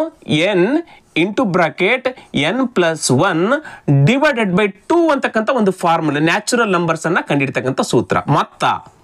ಇವೆಲ್ಲಾ ಸಂಖ್ಯೆಗಳನ್ನ ಕೂಡಿಸ್ಬೇಕು. ಹಾಗಾದ್ರೆ ಎನ್ ಅಂದ್ರೆ ಏನು? ಎನ್ ಇಲ್ಲಿರ್ತಕ್ಕಂಥ ಸಂಖ್ಯೆಗಳು ಎಷ್ಟು? ಇಲ್ಲಿರ್ತಕ್ಕಂಥ ಸಂಖ್ಯೆಗಳು ಎಷ್ಟು? ಈಗ 6 ಇದಾವೆ. ಎಕ್ಸಾಂಪಲ್ ಬೇಕಾದ್ರೆ ಇದನ್ನ ಅಷ್ಟೇ ತೋರಿಸ್ತೀನಿ. 6 ಇದೆ ಅಂತ ಇಟ್ಕೊಳ್ಳಿ. 6 ಎನ್ ಇಸ್ಕೊಂಡು ಇಲ್ಲಿ 6 ಸಂಖ್ಯೆಗಳು, 6 ಇಂಟು 6 ಮತ್ತು 1 ಎಷ್ಟಾಗುತ್ತೆ? 7 ಆಗುತ್ತೆ. ಡಿವೈಡೆಡ್ ಬೈ 2 ಆಗುತ್ತೆ. 2 ಒಂದಲೆ 2 ಮೂರಲ್ಲಿ ಆಯ್ತು. 7 ಮೂರಲ್ಲಿ ಎಷ್ಟಾಗುತ್ತೆ? ಈಗ 21 ಆಯ್ತಾನೆ. ಹಾಗಾದ್ರೆ ಇವೆಲ್ಲವನ್ನು ಕೂಡಿಸಿ 21 ಆಯ್ತಿಲ್ಲ ಈಗ. ನೋಡ್ರಿ, 1 2 3 3 3 6 6 4 10 10 5 15 15 21 ಬಂತ. ಎಸ್. ಅದೇ ರೀತಿಯಾಗಿ ನಾವು ಕೂಡಿಸ್ಕೊಳ್ತಾ ಹೋಗ್ಬೇಕು. ಎಲ್ಲಿ ತನಕ ಕೂಡಿಸ್ಬೇಕು? ಲಾಸ್ಟ್ ಸಂಖ್ಯೆ ಯಾವುದು ಗೊತ್ತಿಲ್ಲ ನಮಗೆ, ಬಟ್ ಕೂಡಿಸಿದ ಮೇಲೆ 195 ಪ್ಲಸ್ ಬರುತ್ತೆ. ಒಂದು ಪೇಜ್ ಕೂಡಿಸಿದ್ರೆ 195ಗೆ ಆಸುಪಾಸು ಇದೆ ಅಷ್ಟೇ, ಹೌದಾ? ಎಸ್. ಹಾಗಾದ್ರೆ ಇಲ್ಲಿ ನಾವೇನ್ ಕಂಡು ಹಿಡ್ಕೊಳ್ಬೇಕಂತಂದ್ರೆ ಲಾಸ್ಟ್ ಸಂಖ್ಯೆ ಯಾವುದದ ನೋಡ್ಕೊಳ್ಬೇಕು. ಲಾಸ್ಟ್ ಸಂಖ್ಯೆ ಎಷ್ಟು ನಂಬರ್ಸ್ ಇದೆ ನೋಡ್ಕೊಳ್ಬೇಕು ನಾವಿಲ್ಲಿ. ಇಲ್ಲಿ 6 ನಂಬರ್ಸ್ ಇದಲ್ಲ, ಅದೇ ತರನಾಗಿ 195ಕ್ಕೆ ನಿಯರೆಸ್ಟ್ ಆಗಿರ್ತಕ್ಕಂಥ ಸಂಖ್ಯೆ ಯಾವುದಿದೆ ನೋಡ್ಕೊಳ್ಬೇಕು. ಯಾವುದಿದೆ? ನಾನು ಇದೇ ಸೂತ್ರ ಹೆಂಗ್ ತೆಗೆದುಕೊಂಡು ಅದೇ ರೀತಿ ತೆಗೆದುಕೊಳ್ತೀನಿ. ಒಂದು ಎಕ್ಸಾಂಪಲ್ ತೆಗೆದುಕೊಳ್ತೀನಿ. 18 ಸಂಖ್ಯೆಗಳಿದಾವೆ ಏನೋ ತೆಗೆದುಕೊಳ್ತೀನಿ ನಾನು. 18 ಸಂಖ್ಯೆ 195ಕ್ಕಿಂತ ಸ್ವಲ್ಪ ಜಾಸ್ತಿ ಬರಬೇಕು. ನೋಡ್ರಿ, n = 18 ಅಂತ ತೆಗೆದುಕೊಂಡು ಅಂತ ಇಟ್ಕೊಳ್ಳಿ. 18 ಇಂಟು 18 + 1 19 ಆಯ್ತು. ಡಿವೈಡೆಡ್ ಬೈ ಎಷ್ಟಾಗುತ್ತೆ? 2 ಆಗುತ್ತೆ. 2 ಒಂದಲೆ 2 9 ಗುಣಾಕಾರ ಮಾಡ್ರಿ. 9 9 81 ಕೈಲೆ ಬಂತು 8. 9 9 9 1 8 17 ಆಗುತ್ತೆ. 171 ಇನ್ನು ಕಡಿಮೆ ಆಯ್ತಿದ್ದು. 18 ಪೇಜ್ ಅಲ್ಲಿ 18 ಸಂಖ್ಯೆಗಳಿಲ್ಲ. ನೆಕ್ಸ್ಟ್ 19 ನೋಡ್ಕೊಳ್ಳೋಣ. ನಾನು ಅಂದಾಜು ಮಾಡ್ಕೊಳ್ತೇನೆ. 19 n = 19 ನಂಬರ್ ಇದಾವೆ. ಇದು ಮುಗಿತಿದಲ್ಲ. ಆಮೇಲೆ 19 + 1 ಎಷ್ಟಾಗುತ್ತೆ? 20 ಆಯ್ತು. ಡಿವೈಡೆಡ್ ಬೈ 2 ಈ ಸೂತ್ರ ಪ್ರಕಾರ ಮಾಡಕತ್ತೇನೆ. 2 ಒಂದಲೆ 2 ಹತ್ತಲೆ 19 ಹತ್ತಲೆ 190 ನಿಯರ್ ಬಂತು, ಆದ್ರೆ ಕಡಿಮೆ ಆಯ್ತು. ನೋಡ್ರಿ, 19 ಬಂತು, 195 ಕಡಿಮೆ ಆಯ್ತು. ಕಡಿಮೆ ಅವ್ರು ಹೆಚ್ಚಾಗ್ಬೇಕು ನಮಗೆ, ಯಾಕಂದ್ರೆ ಇಲ್ಲೊಂದು ಪೇಜ್ ಅರ್ದಿದೆ ಮತ್ತೆ ಇಲ್ಲಿ 5 ಜಾಸ್ತಿ ಇದೆ. ಹಾಗಾದ್ರೆ ಹೆಚ್ಚಾಗಿದೆ ಅಂದ್ಮೇಲೆ ಈ 19ನಲ್ಲ ನೆಕ್ಸ್ಟ್ ಸಂಖ್ಯೆ ತೆಗೆದುಕೊಳ್ಬೇಕು. ನೆಕ್ಸ್ಟ್ ಸಂಖ್ಯೆ ಯಾವ್ದಿದೆ? 20 ಸಂಖ್ಯೆಗಳು ಇದಾವೆ ಅಲ್ಲಿ, ಹೌದಾ? ಅಂದ್ರೆ 10 ಪೇಜ್ ಅದಾವ. 10 ಪೇಜ್ ಅಂದ್ರೆ 20 ಸಂಖ್ಯೆಗಳು ಆಗ್ತವೆ. ಹಾಗಾದ್ರೆ n = 20 ಆದ್ರೆ ಇಂಟು n+1 ಆದ್ರೆ 21. 20 + 1 21 ಡಿವೈಡೆಡ್ ಬೈ 2. 2 ಒಂದಲೆ 2 ಹತ್ತಲೆ 21 ಹತ್ತಲೆ ಎಷ್ಟಾಗುತ್ತೆ? 210. ಇದು ಟೋಟಲ್ ನಂಬರ್. ನೋಡ್ರಿ, 195 ಜಾಸ್ತಿ ಆಯ್ತಿಲ್ಲ ಇದು. ಎಸ್. ಹಾಗಾದ್ರೆ ಅರ್ಧಿರ್ತಕ್ಕಂಥದ್ದು 195 ಆದ್ಮೇಲೆ ಉಳಿದಿರ್ತಕ್ಕಂಥದ್ದು ಏನಿದೆಲ್ಲ ಅದು ಅರ್ಧಿರ್ತಕ್ಕಂಥ ಪೇಜ್ಗಳು, ಹೌದಾ? ಈಗ 195 ನೋಡ್ರಿ, 19 ನಂಬರ್ ಅಂದ್ರೆ 190 ಆಗುತ್ತೆ, ಬರಲ್ಲ, ಇನ್ನೂ ಜಾಸ್ತಿ ಆಯ್ತಿದ್ದು. ಹಾಗಾದ್ರೆ 20 ತೆಗೆದುಕೊಂಡಾಗ 210 ಆಯ್ತು. ಎಸ್, ಇದಕ್ಕಿಂತ ಜಾಸ್ತಿನೇ ಆಯ್ತು. ಎಸ್. ಹಾಗಾದ್ರೆ ಈ 195 ಇದಲ್ಲ, 195ಕ್ಕೆ ಎಷ್ಟು ಸೇರಿಸಿದ್ರೆ 210 ಆಗುತ್ತೆ, ಹೌದಾ? ಹಾಗಾದ್ರೆ 210 ಮೈನಸ್ 195 ಎಷ್ಟಾಗುತ್ತೆ? 10ರಲ್ಲಿ 5 ಹೋದ್ರೆ 5 ಕೈಲ ಬಂತು 1. 11ರಲ್ಲಿ 10 ಹೋದ್ರೆ 1 ಕೈಲ ಬಂತು 1 0. ಹಾಗಾದ್ರೆ ಇದ್ರ ವ್ಯಾಲ್ಯೂ ಏನ್ ಬಂತು? 15 ಬಂತು. ಇದ್ರ ವ್ಯಾಲ್ಯೂ ಎಷ್ಟು ಬಂತು? 15 ಬಂತು. ಹಾಗಾದ್ರೆ ಅಲ್ಲಿರ್ತಕ್ಕಂಥ ಪುಟಗಳನ್ನ ಕೂಡಿಸಿದ್ರೆ 15 ಆಗ್ಬೇಕು. ಯಾವ ಸಂಖ್ಯೆ ಪುಟಗಳನ್ನ ಕೂಡಿಸಿದ್ರೆ 15 ಆಗುತ್ತೆ? ಎಸ್, ಆಯ್ಕೆ ನೋಡ್ರಿ, 5 ಮತ್ತು 6 ಒಂದೇ ಆಯ್ಕೆ ಅದ. 2 ಸೇರಿಸ್ಬೇಕು ತಾನೇ ಇಲ್ಲಿ. ನಾನು ಹೇಳಿದ್ದೀನಿ, ನಿಮ್ಗೆ ಗೊತ್ತಾಯ್ತು. ನಿಮಗೆ 15 ಯಾವ್ಯಾವ 2 ಪೇಜ್ ಇಲ್ಲಿ ಹೇಳಿದ್ವಿ ನಮ್ಗೆ. ಇವೆರಡು ಕೂಡಿಸಿರ ಈ ಪೇಜ್ ಅರ್ದು ಬಿಟ್ಟಿದ್ದಾರೆ. ಈ ಪೇಜ್ ಅರ್ದ ಮೇಲೆ 3 ನಂಬರ್ ಮತ್ತು 4 ನಂಬರ್ ಎರಡೂ ಬರ್ತವೆ, ಫ್ರಂಟ್ ಪೇಜ್ ಮತ್ತು ಬ್ಯಾಕ್ ಪೇಜ್. ಅದೇ ರೀತಿಯಾಗಿ ಅರ್ಧ ಮೇಲೆ ಒಂದು ಪೇಜ್ ಹೊರಗಡೆ ಬಂದಿದೆ, ಅವೆರಡೂ ಕೂಡಿಸಿದ್ರೆ 15 ಆಗಬೇಕು. ಫ್ರಂಟ್ ಮತ್ತು ಬ್ಯಾಕ್ ಇರ್ತಕ್ಕಂಥ ಎರಡು ಸೇರಿಸಿದ್ರೆ 15 ಆಗಬೇಕು. 7 ಮತ್ತು 8 ದ ರೈಟ್ ಆನ್ಸರ್. 7 ಮತ್ತು 8 ನೋಡಿ, 7 ಮತ್ತು 8 15 ಆಗುತ್ತಾನೆ. ಹಾಗಾದ್ರೆ 7ನೇ ಪೇಜ್ ಅಂದ್ರೆ ಮೋಸ್ಟ್ ಇದು 3ನೇ ಪೇಜ್ ಅನ್ಸುತ್ತೆ. 1ನೇ ಪೇಜ್, 2ನೇ ಪೇಜ್, 4ನೇ ಪೇಜ್ ಅನ್ನ ಕಿತ್ತಾಕಿದ್ದಾರೆ. ಪೇಜ್ 4ನೇದು, ಅದಕ್ಕೆ 7 ಮತ್ತು 8 ನಂಬರ್ ಇರ್ತವೆ, ಹೌದಾ? ಎಸ್. 9 ಮತ್ತು 10 ಅಲ್ಲ 19 ಆಗುತ್ತೆ. 11 ಮತ್ತು 12 ಅಲ್ಲ, ಅದು ಎಷ್ಟಾಗುತ್ತೆ? 23 ಆಗುತ್ತೆ. ನಮಗೆ ಬೇಕಾದ್ರೆ 15 ಅಷ್ಟೇ ಬಂತಲ್ಲಿ, ಹೌದಲ್ಲ? 20 ನಂಬರ್ ಇದಾವೆ, ಟೋಟಲ್ ಮತ್ತೆ 210 ಆಗುತ್ತೆ. ಈಗಾಗಲೇ 195 ಅಂತಂದ್ರೆ ಇನ್ನೂ 15 ಬೇಕಾಗುತ್ತೆ ನಮಗೆ. 15 ಅಂತಂದ್ರೆ ಅಲ್ಲಿ ಅರ್ಧಿರ್ತಕ್ಕಂಥದ್ದು ಪೇಜ್ 2 ಕೂಡಿಸಿದ್ರೆ ಎಷ್ಟಾಗುತ್ತೆ? 15 ಆಗುತ್ತೆ. ಹಾಗಾದ್ರೆ 7 ಮತ್ತು 8 ನಂಬರ್ ಇರ್ತಕ್ಕಂಥ ಪೇಜ್ ಅನ್ನ ಕಿತ್ತಿ ಹಾಕಿದ್ದಾರೆ. Is right answer. ನೋಡ್ರಿ ಎಷ್ಟು ಸಿಂಪಲ್ ಇದೆಲ್ಲ. Yes, next question 7. ಒಟ್ಟು 7 ಹುಡುಗರು ಮತ್ತು 3 ಹುಡುಗಿಯರ ಪೈಕಿ 3 ಹುಡುಗರು ಮತ್ತು 2 ಹುಡುಗಿಯರ ಗುಂಪನ್ನ ಎಷ್ಟು ವಿಧದಲ್ಲಿ ಮಾಡಬಹುದು? ನೋಡ್ರಿ, ಪರ್ಮ್ಯುಟೇಷನ್ ಮತ್ತು ಕಾಂಬಿನೇಷನ್ ರಿಲೇಟೆಡ್ ಆಗಿರ್ತಕ್ಕಂಥ ಕ್ವಶನ್. ಒಟ್ಟು 7 ಜನ ಬಾಯ್ಸ್ ಇದ್ದಾರೆ, 3 ಜನ ಗರ್ಲ್ಸ್ ಇದ್ದಾರೆ. ಹಾಗಾದ್ರೆ 3 ಜನ ಹುಡುಗರು ಮತ್ತು 2 ಜನ ಹುಡುಗಿಯರು ಇರುವ ಹಾಗೆ ಎಷ್ಟು ಗುಂಪನ್ನ ರಚನೆ ಮಾಡಬಹುದು ಅಂತ ಕ್ವಶನ್ ಕೇಳಿದ್ರೆ, ಸಿಂಪಲ್ ಆಗಿ ಇಂಥ ಕ್ವಶನ್ಗಳು ತುಂಬಾ ಸರಿ ಮಾಡಿದೀವಿ. ಎಸ್, ಏನ್ ಮಾಡಬೇಕು? 7 ಹುಡುಗರಲ್ಲಿ 3 ಹುಡುಗರು 7C3 ಇಂಟು 3 ಹುಡುಗಿಯರಲ್ಲಿ 2 ಹುಡುಗಿಯರು, ಹಾಗಾದ್ರೆ 3C2 ಗುಣಾಕಾರ ಮಾಡಿಬಿಡಬೇಕು. 7C3 ಅಂದ್ರೆ 7 3 ಸಂಖ್ಯೆ ಬರೋವರೆಗೂ ಇಳಿಕೆ ಕ್ರಮದಲ್ಲಿ ಗುಣಾಕಾರ ಮಾಡಬೇಕು. 7 ಇಂಟು 6 ಇಂಟು 5, 3 ಸಂಖ್ಯೆ, 3 ಅಲ್ಲ 3 ಸಂಖ್ಯೆ. 3 ಫ್ಯಾಕ್ಟೋರಿಯಲ್ 3 ಇಂಟು 2 ಇಂಟು 1 ಇದ್ರದ್ದು ಮುಗೀತು. ಇಂಟು ಇಲ್ಲಿ 2 ಸಂಖ್ಯೆ ಬರೋವರೆಗೆ 3 ಇಂಟು 2, 2 ಸಂಖ್ಯೆ ಅಂದ್ರೆ 1ನೇ ಸಂಖ್ಯೆ 2ನೇ ಸಂಖ್ಯೆ. Yes, 2 factorial 2 into 1. ಕ್ಲಿಯರ್ ಆಯ್ತಾ? ಎಸ್, ಈಗ ನೋಡ್ರಿ, ಈ 2 ಕ್ಯಾನ್ಸಲ್, ಈ 2 ಕ್ಯಾನ್ಸಲ್, 3 2 6, ಈ 6 ಕ್ಯಾನ್ಸಲ್, ಈ 6 ಕ್ಯಾನ್ಸಲ್. ಉಳಿದಿರ್ತಕ್ಕಂಥದ್ದು 7 5 35 ಇಂಟು ಇಲ್ಲಿ ಎಷ್ಟು ಉಳಿತು? ಕೇವಲ 3 ಉಳಿತು. ಕೆಳಗಡೆ ಏನು ಉಳಿದಿಲ್ಲ? ಒಂದು ಸಂಬಂಧ, ಒಂದು ಒಂದೇ ಅದು. ಹಾಗಾದ್ರೆ 35 3 ಎಷ್ಟಾಗುತ್ತೆ? 105 ವಿಧಗಳಲ್ಲಿ ಮಾಡಬಹುದು. ಆಯ್ಕೆ ಇದನ್ನ. ಎಸ್, ಆಯ್ಕೆ 1 ಕರೆಕ್ಟ್ ಆಗಿರ್ತಕ್ಕಂಥ ಕ್ವಶನ್. ಎಷ್ಟು ವಿಧಗಳಲ್ಲಿ? 105 ವಿಧಗಳಲ್ಲಿ 4 ಹುಡುಗರು ಮತ್ತು 3 ಹುಡುಗಿಯರು ಇರುವಂತೆ, ಒಟ್ಟು ಹುಡುಗರಲ್ಲಿ 3 ಹುಡುಗರು ಮತ್ತು 2 ಹುಡುಗಿಯರು ಇರುವಂತೆ 105 ವಿಧಗಳಲ್ಲಿ ಗುಂಪುಗಳನ್ನು ರಚನೆ ಮಾಡಬಹುದು. Is right answer. Clear? Yes, ಮುಂದಿನ ಕ್ವಶನ್ 8. ಒಬ್ಬ ಅಂಗಡಿಯಾತ ಒಂದು ಸೈಕಲ್ ಅನ್ನ 1680 ರೂಪಾಯಿಗಳಿಗೆ ಮಾರಿದ ಮೇಲೆ 16% ನಷ್ಟ ಅನುಭವಿಸುತ್ತಾನೆ. 8% ಡಿಸ್ಕೌಂಟ್ ಕೊಟ್ಟು 15% ಲಾಭ ಪಡೆಯಬೇಕಾದಲ್ಲಿ ಅದರ ಮಾರುಕಟ್ಟೆ ಬೆಲೆ ಎಷ್ಟಿರಬೇಕು? ಅದರ MRP ರೇಟ್ ಎಷ್ಟಿರಬೇಕಂತ ಕ್ವಶನ್ ಕೇಳಿದ್ದಾರೆ. ನೋಡ್ರಿ, ಈ ಕ್ವಶನ್ ಅನ್ನ ಬಿಹಾರ್ ಕೋಆಪರೇಟಿವ್ ಬ್ಯಾಂಕ್ ಅಲ್ಲಿ ಈ ಕ್ವಶನ್ ಅನ್ನ ಕೇಳಿದ್ದಾರೆ. ಬಿಹಾರ್ ನಡೆದಿರ್ತಕ್ಕಂಥ ಕೋಆಪರೇಟಿವ್ ಎಕ್ಸಾಮ್ ಅಲ್ಲಿ, ಬ್ಯಾಂಕ್ ಎಕ್ಸಾಮ್ ಅಲ್ಲಿ ಈ ಕ್ವಶನ್ ಅನ್ನು ಕೇಳಿದ್ದಾರೆ. ಸೈಕಲ್ 1680 ರೂಪಾಯಿಗೆ ಮಾರ್ತಾನೆ, 16% ನಷ್ಟ ಆಗುತ್ತೆ. ಹಾಗಾದ್ರೆ ಅದನ್ನ ಕೊಂಡ ಬೆಲೆ ಎಷ್ಟು ಕಂಡು ಹಿಡ್ಕೊಳ್ಬೇಕು ನಾವು? ಎಷ್ಟಕ್ಕೆ ತೆಗೆದುಕೊಂಡ? ಇಲ್ಲೇ 100 ರೂಪಾಯಿಗೆ ತೆಗೆದುಕೊಂಡ ಅಂತ ಇಟ್ಕೊಳ್ಳಿ. 16% ನಷ್ಟ ಆದ್ರೆ ಎಷ್ಟಕ್ಕೆ ಮಾರ್ತಾನ? 84 ರೂಪಾಯಿಗೆ ಮಾರ್ತಾನೆ. ಹೌದು ತಾನೆ? ಹೌದಾ? 16% ಲಾಸ್ ಅಂದ್ರೆ 100ಕ್ಕೆ 16% ಲಾಸ್ ಆಯ್ತಂದ್ರೆ 84 ರೂಪಾಯಿಗೆ ಮಾರ್ತಾನೆ. ಹಾಗಾದ್ರೆ ಸೈಕಲ್ ಮಾರಿದೆಷ್ಟು? 1680. ಹಾಗಾದ್ರೆ ಅದನ್ನ ಕೊಂಡ ಬೆಲೆ ಎಷ್ಟು? 100 ರೂಪಾಯಿಗೆ ಕೊಂಡ್ಕೊಂಡ್ರೆ 84 ರೂಪಾಯಿಗೆ ಮಾರ್ತಾನೆ, 16% ಲಾಸ್ ಆಗುತ್ತೆ. ಹಾಗಾದ್ರೆ 1680 ರೂಪಾಯಿಗೆ ಮಾರಿದಾನೆ, 16% ಲಾಸ್ ಆಗಿದೆ. ಅದನ್ನ ಕೊಂಡ ಬೆಲೆ ಎಷ್ಟು ಅಂದಾಗ ಕ್ರಾಸ್ ಮಲ್ಟಿಪಲ್, ಇದಕ್ಕಿದ ಗುಣಕಾರ, ಇದಕ್ಕಿದ ಗುಣಕಾರ. 1600 ನಾವೇನ್ ಕಂಡಿಡ್ತೀವಿ? ಕೊಂಡ ಬೆಲೆ ಕಂಡಿಡ್ತೀವಿ. 1680 ಡಿವೈಡೆಡ್ ಬೈ 100, ಗುಣಾಕಾರ 100, ಇವೆರಡು ಗುಣಾಕಾರ ಡಿವೈಡೆಡ್ ಬೈ 84. ನೋಡ್ರಿ, ಈಗ ನಾವು ಸಂಕ್ಷಿಪ್ತಿಸಿದಾಗ ಏನಾಗುತ್ತೆ? ಕೊಂಡ ಬೆಲೆ ಸಿಗುತ್ತೆ. ನೋಡಿ, ಯಾವ್ದು 4 ಮಗ್ಗಿಲಿ ಇವೆರಡು ಹೋಗ್ತವೆ. 4 2 8, 4 1 4, 4 4 16, 4 2 8 0. ಕ್ಲಿಯರ್ ಆಗೋಯ್ತಾ? ಎಸ್. 21 21, 21 2 21 2 42 0. ಹಾಗಾದ್ರೆ ಇಲ್ಲಿ 100 ಉಳಿತು, ಇಲ್ಲಿ 20 ಉಳಿತು. 120 ಎಷ್ಟಾಯ್ತು? 2000 ರೂಪಾಯಿ ಆಯ್ತು. ಹಾಗಾದ್ರೆ ಆ ಸೈಕಲ್ ಅನ್ನ ಕೊಂಡ ಬೆಲೆ ಎಷ್ಟಾಯ್ತು? 2000 ರೂಪಾಯಿಗಳಾದವು. ಕ್ಲಿಯರ್ ಆಯ್ತು ಇದು? ಆ ಸೈಕಲ್ ಅನ್ನ ಕೊಂಡ ಬೆಲೆ ಎಷ್ಟು? 2000 ರೂಪಾಯಿ. ಆ ವಸ್ತುವಿನ, ಆ ಸೈಕಲ್ ಅನ್ನ ಕೊಂಡ ಬೆಲೆ ಆಯ್ತು. ಎಸ್, ಇದನ್ನ ಏನ್ ಮಾಡಿದಾರೆ? ಈಗ 15% ಲಾಭದೊಂದಿಗೆ ಮಾರಾಟ ಮಾಡ್ಬೇಕಂತೆ. 15% ಲಾಭದೊಂದಿಗೆ ಮಾರಾಟ ಮಾಡಿದ್ರೆ ಎಷ್ಟಕ್ಕೆ ಮಾರ್ದಂಗೆ ಆಗ್ತದೆ ನೋಡ್ರಿ. ಈಗ 100ಕ್ಕೆ 15% ಲಾಭ ಅಂತಂದ್ರೆ 115 ರೂಪಾಯಿಗೆ ಮಾರಬೇಕು. ಹೌದು ತಾನೆ? ಹಾಗಾದ್ರೆ 2000 ರೂಪಾಯಿ ಇರೋದನ್ನ ಎಷ್ಟಕ್ಕೆ ಮಾರಬೇಕು? 15% ಲಾಭದೊಂದಿಗೆ ಅಂತ ಹೇಳ್ಯಾರ ಅವರು. ಆಮೇಲೆ ಡಿಸ್ಕೌಂಟ್ ಬಿಡೋದು ಆಮೇಲೆ ಹೇಳ್ತೀನಿ. 100 ರೂಪಾಯಿ ಇರೋದನ್ನ 115 ರೂಪಾಯಿಗೆ ಮಾರಬೇಕು. ಹಾಗಾದ್ರೆ 2000 ರೂಪಾಯಿ ಇರೋದನ್ನ 2000 ರೂಪಾಯಿ ಎಷ್ಟಕ್ಕೆ ಮಾರಬೇಕು? Cross multiple. 2000 into 115, 2000 into 115 divided by 100. ಹೌದಾ? ಎಸ್, ಇವೆರಡು ಜೀರೋ ಕ್ಯಾನ್ಸಲ್, ಇವೆರಡು ಜೀರೋ ಕ್ಯಾನ್ಸಲ್. ಏನಾಯ್ತು ಉತ್ತರ? ಈ ಜೀರೋಕ್ಕೆ ಈ ಜೀರೋ ಇಲ್ಲಿಸ್ತೀನಿ, ಇನ್ನು ತೆಗಿಲಿದನಾ ತೆಗಿತೀನಿ, ಇಲ್ಲ ನೇರವಾಗಿ ಹಚ್ಕೊಂಡ್ಬಿಡ್ತೀನಿ. ಎಸ್, ಈ ಒಂದು ಜೀರೋಕ್ಕೆ ಒಂದು ಜೀರೋ, 2 5 10ಕ್ಕೆ ಜೀರೋ ಕೈಲ ಬಂತು 1, 2 1 2 1 3, 2 1 2, 2300 ರೂಪಾಯಿಗೆ ಮಾರ್ತಾನೆ.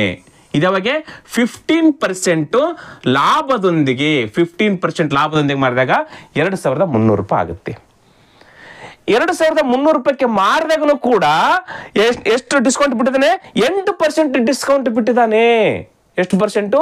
8% ಡಿಸ್ಕೌಂಟ್ ಬಿಟ್ಟಿದ್ದಾನೆ ಇದರಲ್ಲಿ. ಹಾಗಾದ್ರೆ ಡಿಸ್ಕೌಂಟ್ ಬಿಟ್ಟರೆ ಅದು MRP ರೇಟ್ ಎಷ್ಟಿದೆ? MRP ರೇಟ್ ಇದಕ್ಕಿಂತ ಮುಂದೆ ಇರುತ್ತೆ. ಅದಕ್ಕೆ 8% ಡಿಸ್ಕೌಂಟ್ ಬಿಟ್ಟಾಗ 2300 ಆಗ್ಯದ. ಹಾಗಾದ್ರೆ MRP ರೇಟ್ ಎಷ್ಟಿರುತ್ತೆ ಅಂತ ಕ್ವಶನ್ ಕೇಳಿದ್ರೆ, MRP ರೇಟ್ 100 ರೂಪಾಯಿ ಇದ್ರೆ, MRP ರೇಟ್ 100 ರೂಪಾಯಿ ಇದ್ರೆ 8% ಡಿಸ್ಕೌಂಟ್ ಬಿಟ್ಟ ಮೇಲೆ ಎಷ್ಟಕ್ಕೆ ಮಾರ್ತೀವಿ ನಾವು? 92 ರೂಪಾಯಿಗೆ ಮಾರ್ತೀವಿ. ಹೌದು ತಾನೆ? ಹಾಗಾದ್ರೆ ಇಲ್ಲಿ ಮಾರತಕ್ಕಂಥದ್ದು ಎಷ್ಟು? 2300 ರೂಪಾಯಿಗೆ ಮಾರಿದ್ದಾರೆ, 2300 ರೂಪಾಯಿಗೆ ಮಾರಿದ್ದಾರೆ. ಹೌದು ತಾನೆ? ಹಾಗಾದ್ರೆ ಅದ್ರ ಮೇಲೆ ಇರ್ತಕ್ಕಂಥ MRP ರೇಟ್ ಎಷ್ಟು? ಹೌದಾ? MRP ರೇಟ್ 100 ರೂಪಾಯಿ ಅಂತ ಇಟ್ಕೊಳ್ಳಿ. 8% ಡಿಸ್ಕೌಂಟ್ ಬಿಟ್ರೆ ಅಂದ್ರೆ 92 ರೂಪಾಯಿಗೆ ಮಾರ್ತೀವಿ. ಇಲ್ಲಿ 15% ಲಾಭದೊಂದಿಗೆ ಮಾರಾಟ ಮಾಡಿದ್ರೆ ಎಷ್ಟಕ್ಕೆ? 2300 ರೂಪಾಯಿಗೆ ಮಾರಿದ್ದಾರೆ. ಹಾಗಾದ್ರೆ ಅದ್ರ ಮೇಲೆ ಇರ್ತಕ್ಕಂಥ MRP ರೇಟ್ ಎಷ್ಟಿದೆ? ಕ್ರಾಸ್ ಮಲ್ಟಿಪಲ್, ಇದಕ್ಕಿದು ಗುಣಾಕಾರ, ಇದಕ್ಕಿದು ಗುಣಾಕಾರ. 2300 ಇಂಟು 100 ಡಿವೈಡೆಡ್ ಬೈ 92. ಹೌದಾ? ಎಸ್, 4ರ ಮಗ್ಗಲಿ ಇದು 2 ಹೋಗ್ತವೆ. 4 2 8, 4 3 12. ಎಸ್, ಇದನ್ನು ಕ್ಯಾನ್ಸಲ್ ಮಾಡ್ತೇನೆ ನಾನು. 4ರ ಮಗ್ಗಲಿ 4 2 8, 2 ಉಳಿತೆ 10, 2 ಉಳಿತೆ 20 ಆಗ್ತದೆ. 4 5 20. ಯಾಕೆ ಅಂತ ಕೇಳಿದ್ರೆ 23 ಈಸಿಯಾಗಿ ಕ್ಯಾನ್ಸಲ್ ಮಾಡ್ಬೋದು ಅಂತ ಹೇಳಿ ನಾನು ಈ ಕಡೆ ಕ್ಯಾನ್ಸಲ್ ಮಾಡಿದೆ. 23 ಅಂದ್ರೆ 23, 23 ಅಂದ್ರೆ 23, 1 0 2 0 1 0 2 0. ಹಾಗಾದ್ರೆ 100 ಇಂಟು 25 ಇಸ್ ಈಕ್ವಲ್ ಟು 2500. ಆ ಒಂದು ವಸ್ತುವಿನ MRP ರೇಟ್ ಇದೇನಿದು? MRP ರೇಟ್ ಇದು ನೋಡ್ರಿ, ಎಷ್ಟು ಸಿಂಪಲ್ ಆಗಿ ಕಂಡಿದ್ವಿ. MRP ರೇಟ್ ಎಷ್ಟಿದೆ? 2500. ಆಯ್ಕೆ 3 ಕರೆಕ್ಟ್ ಆಗಿರ್ತಕ್ಕಂಥದ್ದು. ಎಷ್ಟು ಈಸಿಯಾಗಿ ಮಾಡ್ಬೋದು. ಎಸ್, ಇದಕ್ಕೆ ಒಂದು ಶಾರ್ಟ್ ಟ್ರಿಕ್ ಕೂಡ ಹೇಳ್ಕೊಡ್ತೀನಿ. ಇಲ್ಲಿ ನಮಗೆ ವಸ್ತುವಿನ ಕೊಂಡ ಬೆಲೆ ಗೊತ್ತಾಯ್ತು. ನಮಗೆ ವಸ್ತುವಿನ ಕೊಂಡ ಬೆಲೆ ಎಷ್ಟು? 2000 ಇಂಟು 15% ಲಾಭದೊಂದಿಗೆ ಅಂದಾಗ ಎಷ್ಟಕ್ಕೆ ಮಾರಾಟ ಮಾಡ್ತೀವಿ ನಾವು? 115ಕ್ಕೆ ಮಾರಾಟ ಮಾಡ್ತೀವಿ. ಇಂಟು ಹಚ್ಕೊಳ್ಬೇಕು, ಡಿವೈಡೆಡ್ ಬೈ ಡಿಸ್ಕೌಂಟ್ ಎಷ್ಟು ಬಿಡ್ತೀವಿ? 8% ಡಿಸ್ಕೌಂಟ್ ಬಿಡ್ತೀವಿ, 92 ರೂಪಾಯಿಗೆ ಮಾಡ್ತೀವಿ. ಇದನ್ನು ಕೂಡ ಸಂಕ್ಷೇಪಿಸ್ಬಿಡ್ರಿ, ಉತ್ತರ ಅದೇ ಬರುತ್ತೆ. ಎಸ್ ನೋಡಿ, 4ರ ಮಗ್ಗಲಿ ಹೋಗ್ತಂತೀನ. 4 2 8, 4 3 12. 4ರ ಮಗ್ಗಲಿ ಇದು ಹೋಗುತ್ತಲ್ಲ. ಎಸ್, 4 5 20, ಮುಂದೆ 2 0. ಕ್ಲಿಯರ್ ಆಯ್ತಾ? ಎಸ್, 23 1 23 5 ನೋಡ್ರಿ ಎಷ್ಟು ಈಸಿ ಸಿಕ್ತು. 5 5 25, ಮುಂದೆ 2 0. ಸಿಂಪಲ್ ಆಗಿ ಇದನ್ನ ಶಾರ್ಟ್ ಟ್ರಿಕ್ ಮಾಡೋದ್ರ ಮುಖಾಂತರ ಈ ರೀತಿಯಾಗಿ ನಾವು ಬಳಸ್ಕೊಳ್ಬಹುದು. ಅದ ಇದು ಶಾರ್ಟ್ ಟ್ರಿಕ್. ಕ್ಲಿಯರ್ ಆಯ್ತು? ಗೊತ್ತಾಯ್ತದು? ಎಸ್, ನೆಕ್ಸ್ಟ್ ಕ್ವಶನ್ ನೋಡೋಣ. Question number 9. ಇಬ್ಬರು ಹೆಣ್ಣು ಮಕ್ಕಳು ಒಟ್ಟಿಗೆ ಕುಳಿತುಕೊಳ್ಳುವಂತಹ ರೀತಿಯಲ್ಲಿ ಒಂದು ಸಾಲಿನಲ್ಲಿ 4 ಹುಡುಗರು ಮತ್ತು 2 ಹೆಣ್ಣು ಮಕ್ಕಳನ್ನ ಕೂರಿಸಬೇಕಾಗಿದೆ. ಎಷ್ಟು ವಿಧದ ಬಗೆಗಳಲ್ಲಿ ಇವುಗಳನ್ನು ಕೂರಿಸಬಹುದು? ನೋಡ್ರಿ, ಒಂದು ವರ್ಡ್ ಕೊಟ್ಟಿರ್ತಾರೆ, ಇಂಡಿಯಾ. ವ್ಯಂಜನ ಸ್ವರಗಳು ಒಂದೇ ಒಟ್ಟಿಗೆ ಬರುವಾಗ ಎಷ್ಟು ವಿಧದಲ್ಲಿ ಬರಬಹುದು? ಅದೇ ಕ್ವಶನ್ ಇದು. ಮೊನ್ನೆ ತಾನೇ ಫ್ರೀ ಕೋಚಿಂಗ್ ಎಕ್ಸಾಮ್ ಅಲ್ಲಿ ಕ್ವಶನ್ ಕೇಳಿ, ಕಾನ್ಸ್ಟಿಟ್ಯೂಷನ್ ಸ್ವರಗಳು ಒಟ್ಟಿಗೆ ಬರುವಾಗ ಎಷ್ಟು ವಿಧದಲ್ಲಿ ಬರೆಯಬಹುದು? ಅದೇ ರೀತಿಯಾಗಿರ್ತಕ್ಕಂಥ ಕ್ವಶನ್ ಕೂಡ ಇದು. ಇಲ್ಲಿ ಸ್ವರಗಳು ಹುಡುಗಿಯರು ತಾನೆ ಕೊಟ್ಟಿರೋದು. ಎಸ್, ಹೆಣ್ಣು ಮಕ್ಕಳು ಒಂದು ಕಡೆ ಸ್ವರಗಳಂತ ಅನ್ಕೊಳ್ಳಿ. ಹೆಣ್ಣು ಮಕ್ಕಳಲ್ಲಿ ಆ ಹೆಣ್ಣು ಮಕ್ಕಳು ಒಂದು ಕಡೆನೇ ಬರಬೇಕು. 4 ಜನ ಹುಡುಗರಿದ್ದಾರೆ, ಅವ್ರು ವ್ಯಂಜನ ಅಂತ ಇಟ್ಕೊಳ್ಳಿ. ಹಾಗಾದ್ರೆ ಎಷ್ಟು ವಿಧದಲ್ಲಿ ಬರೆಯಬಹುದು? ಎಷ್ಟು ಜನ ಇದ್ದಾರೆ? 4 ಜನ 1 2 3 4 ಜನ ಹುಡುಗರಿದ್ದಾರೆ. ಇವರಲ್ಲಿ ಏನು ಚೇಂಜಸ್ ಇಲ್ಲ, ಇವ್ರು 4 ಜನ ಇರ್ತಾರೆ. ಬಟ್ ಹುಡುಗಿಯರು ಇಬ್ರು ಒಂದೇ ಕಡೆಗೆ ಬರಬೇಕು. ಇವರಿಬ್ರು ಒಂದೇ ಕಡೆಗೆ ಬರಬೇಕು. ಎಷ್ಟು ಜನ ಇದ್ರೆ? ಇಬ್ರು ಹುಡುಗಿಯರಾದ್ರೆ ಒಂದೇ. ಇದೇ ರೀತಿಯಾಗಿ ನಾವು ಜೋಡಿಸ್ಕೊಳ್ತಾ ಹೋಗ್ಬೇಕು. ಇಬ್ರು ಹುಡುಗಿಯರ ಒಟ್ಟಿಗೆನೆ ಬರಬೇಕು. ಇವ್ರು 4 ಜನ ಎಲ್ಲಿರಲಿ, ಇವ್ರು ಹುಡುಗಿಯರು ಇಲ್ಲಾದ್ರೂ ಬರ್ಬೋದು, ಅಥವಾ ಇವರಿಬ್ಬರು ನಡುವೆ ಆದ್ರೂ ಬರ್ಬೋದು, ಆಮೇಲೆ ಇವರಿಬ್ಬರು ನಡುವೆ ಆದ್ರೂ ಬರ್ಬೋದು, ಅಥವಾ ಇವರಿಬ್ಬರು ನಡುವೆ ಆದ್ರೂ ಬರ್ಬೋದು. ಎಷ್ಟು ಸುಮಾರು ವಿಧಗಳಾಗ್ತಾವೆ. ಎಲ್ಲಾದ್ರೂ ಬರಲಿ, ಇವರಿಬ್ರು ಹುಡುಗಿಯರು ಮಾತ್ರ ಒಟ್ಟಿಗೆನೇ ಇರಬೇಕು. ಆಯ್ತು ತಾನೆ? ಎಸ್. ಹಾಗಾದ್ರೆ ಎಷ್ಟು ಸೀಟುಗಳು ಬೇಕಾದ್ವಿ ನಮಗಿಲ್ಲಿ ನೋಡ್ರಿ. ಇವರಿಬ್ಬರು ಸೇರಿಸಿ 1 ಸೀಟು ಬೇಕಾಯ್ತು, ಆಮೇಲೆ 2 ಸೀಟು, ಆಮೇಲೆ 3 ಸೀಟು, 4 ಸೀಟು, 5 ಜನ ಆದ್ರಿ. ಈಗ ಹೌದಾ? 5 ಜನ ಆದ್ರಿಂದ ಇದು ಎಷ್ಟು ಜನ ಆಯ್ತು? 5 ಆಯ್ತಾ? ಹಾಗಾದ್ರೆ 5 ಫ್ಯಾಕ್ಟೋರಿಯಲ್. 5 ಫ್ಯಾಕ್ಟೋರಿಯಲ್. 5 ಸೀಟು ಬೇಕು. ಇಲ್ಲಿ ಒಟ್ಟಿಗೆ ಕೂತ್ಕೊಳ್ತಾರೆ, ಇಬ್ರು ಸೇರಿಸಿ ಒಟ್ಟಿಗೆ ಆಗಿರೋದ್ರಿಂದ ಈ 4 ಜನರಿಗೆ 4 ಸೀಟು, ಇದಕ್ಕೊಂದು ಸೀಟು, 5 ಸೀಟ್ ಆದವು. ಎಸ್. ಇಂಟು ಹುಡುಗಿಯರು ಎಷ್ಟು ಜನ ಇದ್ದಾರೆ? ಇಬ್ರು ಇದ್ದಾರೆ. ಅವರು ಕೂಡ ಚೇಂಜಸ್ ಆಗ್ತಾ ಇದ್ದಾರೆ. ಇಲ್ಲಿ ಕುಂತಾಗ ಇವ್ರು 4 ಜನ ಈ ಕಡೆ ಕುಂತ ಒಂದು ವಿಧ ಆದ್ರೆ, ಈ ಹುಡುಗಿಯರು ಕೂಡ ಇಂಟರ್ಚೇಂಜ್ ಆಗ್ತಾರೆ. ಒಂದ್ಸರಿ ಈ ಕಡೆ ಹುಡುಗಿ, ಒಂದ್ಸರಿ ಈ ಕಡೆ ಕುಂತ, ಲೆಫ್ಟ್ ಕುಂತವಳು ರೈಟ್ ಕುಂತ್ಕೊಳ್ಬೇಕು, ರೈಟ್ ಕುಂತ್ಕೊಂಡವರು ಲೆಫ್ಟ್ ಕುಂತ, ಅದೊಂದು ಕೂಡ ಒಂದು ವಿಧನೇ. ಹಾಗಾದಕ್ಕೋಸ್ಕರ ಅಲ್ಲಿ ಕೂಡ 2 ವಿಧಗಳಾಗ್ತವೆ. ಹಾಗಾದ್ರೆ ಇಂಟು 2 ಫ್ಯಾಕ್ಟೋರಿಯಲ್. ಎಸ್. ಇದನ್ನ ನಾವು ಸಂಕ್ಷೇಪಿಸ್ಬಿಟ್ರೆ, ಇದನ್ನ ಲೆಕ್ಕ ಮಾಡಿದ್ರೆ ಉತ್ತರ ಬಂದ್ಬಿಡುತ್ತೆ. 5 ಫ್ಯಾಕ್ಟೋರಿಯಲ್ ಅಂತಂದ್ರೆ 5ನ ಇಳಿಕೆ ಕ್ರಮದಲ್ಲಿ 1 ಬರೋವರೆಗೂ 5 × 4 × 3 × 2 × 1 ಇಂಟು 2 ಫ್ಯಾಕ್ಟೋರಿಯಲ್ ಅಂದರೆ 2 × 1. ಗುಣಾಕಾರ ಮಾಡಿದ್ರೆ ಎಷ್ಟು ಬರುತ್ತೆ? 5 × 4 20, 23 60, 62 120, 121 120, 122 240, 241 240. ಹಾಗಾದ್ರೆ 240 ವಿಧದಲ್ಲಿ ಹುಡುಗಿಯರು ಒಂದೇ ಬರುವ ಹಾಗೆ 4 ಹುಡುಗರನ್ನ ಒಳಗೊಂಡಂತೆ ಜೋಡಿಸಬಹುದು ಅಥವಾ ಕೂರಿಸಬಹುದು. Is right answer. 120 ಇದೆನಾ? ಸಾರಿ, 240 ಇದೆನಾ? ಎಸ್, 240 ಆಯ್ಕೆ 4 ಕರೆಕ್ಟ್ ಆಗಿರ್ತಕ್ಕಂಥ ಉತ್ತರ. ಕ್ಲಿಯರ್? ಎಸ್. Next question 10. ಒಂದು ಟ್ರಾಫಿಕ್ ಲೈಟ್ ಒಂದು ಚಕ್ರವನ್ನ ಪೂರ್ಣಗೊಳಿಸಲು 60 ಸೆಕೆಂಡುಗಳನ್ನು ತೆಗೆದುಕೊಳ್ಳುತ್ತದೆ. ಪ್ರತಿಯೊಂದು ಚಕ್ರದಲ್ಲಿ ಹಸಿರು ಬೆಳಕು 25 ಸೆಕೆಂಡುಗಳ ಕಾಲ, 5 ಸೆಕೆಂಡುಗಳ ಕಾಲ ಹಳದಿ ಮತ್ತು 30 ಸೆಕೆಂಡುಗಳ ಕಾಲ ಕೆಂಪು ಬೆಳಕಾಗಿರುತ್ತದೆ. ಯಾದೃಚ್ಛಿಕವಾಗಿ ತೆಗೆದುಕೊಂಡ ಸಮಯದಲ್ಲಿ ಬೆಳಕು ಹಸಿರು ಬಣ್ಣದ್ದು ಆಗದಿರುವ ಸಂಭವನೀಯತೆಯನ್ನು ಕಂಡುಹಿಡಿಯಿರಿ. ಹಸಿರು ಬಣ್ಣ ಆಗದಿರುವ ಸಂಭವನೀಯತೆಯನ್ನು ಕಂಡುಹಿಡಿರಿ ಅಂತ ಕ್ವಶನ್ ಕೇಳಿದ್ರೆ, ಈ ಕ್ವಶನ್ ಎಲ್ಲಿ ಕೇಳಿದ್ರೆ ಗೊತ್ತಾ? 14 UPSC 2002ರಲ್ಲಿ ಕ್ವಶನ್ ಕೇಳಿದ್ದಾರೆ ನೋಡ್ರಿ. UPSC CSAT ಪ್ರಶ್ನೆ ಪತ್ರಿಕೆ 2002ರಲ್ಲಿ ಕ್ವಶನ್ ಕೇಳಿದ್ದಾರೆ. ಎಷ್ಟು ಸಿಂಪಲ್ ಇದೆ ನೋಡಿ. ಹಸಿರು ಬಣ್ಣ ಆಗದಿರುವ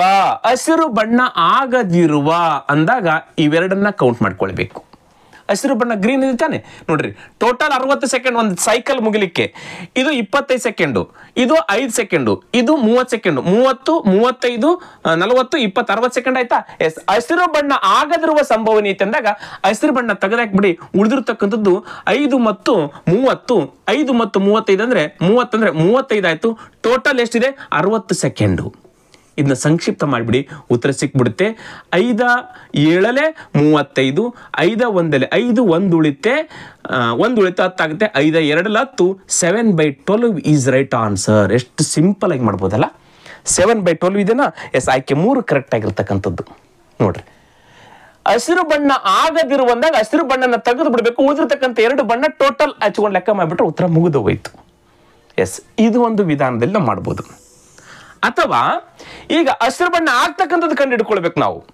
ಆಮೇಲೆ ಆದ್ರೆ ಒಂದು ಕಂಪ್ಲೀಟ್ ಒಂದು ಸೈಕಲ್ ಅಲ್ಲಿ ಹಸಿರು ಬಣ್ಣದನ್ನ ತೆಗೆದಕ್ಕಂಥದ್ದು ನಮಗೆ ಉತ್ತರ ಸಿಕ್ಬಿಡುತ್ತೆ. ಹೆಂಗ ನೋಡ್ರಿ, ಹಸಿರು ಬಣ್ಣ ಆಗ್ತಕ್ಕಂಥ ಸಂಭವನೀಯತೆ ಕಂಡು ಹಿಡ್ಕೊಳ್ಳೋಣ. ಈಗ ಒಂದು ಸೈಕಲ್ ಇದೆ, ಒಂದು ಸೈಕಲ್ ಅಲ್ಲಿ ಹಸಿರು ಬಣ್ಣ ಆಗ್ತಕ್ಕಂಥ ಸಂಭವನೀಯತೆ ಎಷ್ಟು? ಟೋಟಲ್ ಎಷ್ಟು? 60 ಸೆಕೆಂಡು. 60 ಸೆಕೆಂಡ್. ಅದರಲ್ಲಿ ಎಷ್ಟು ಸೆಕೆಂಡು? 25 ಸೆಕೆಂಡು.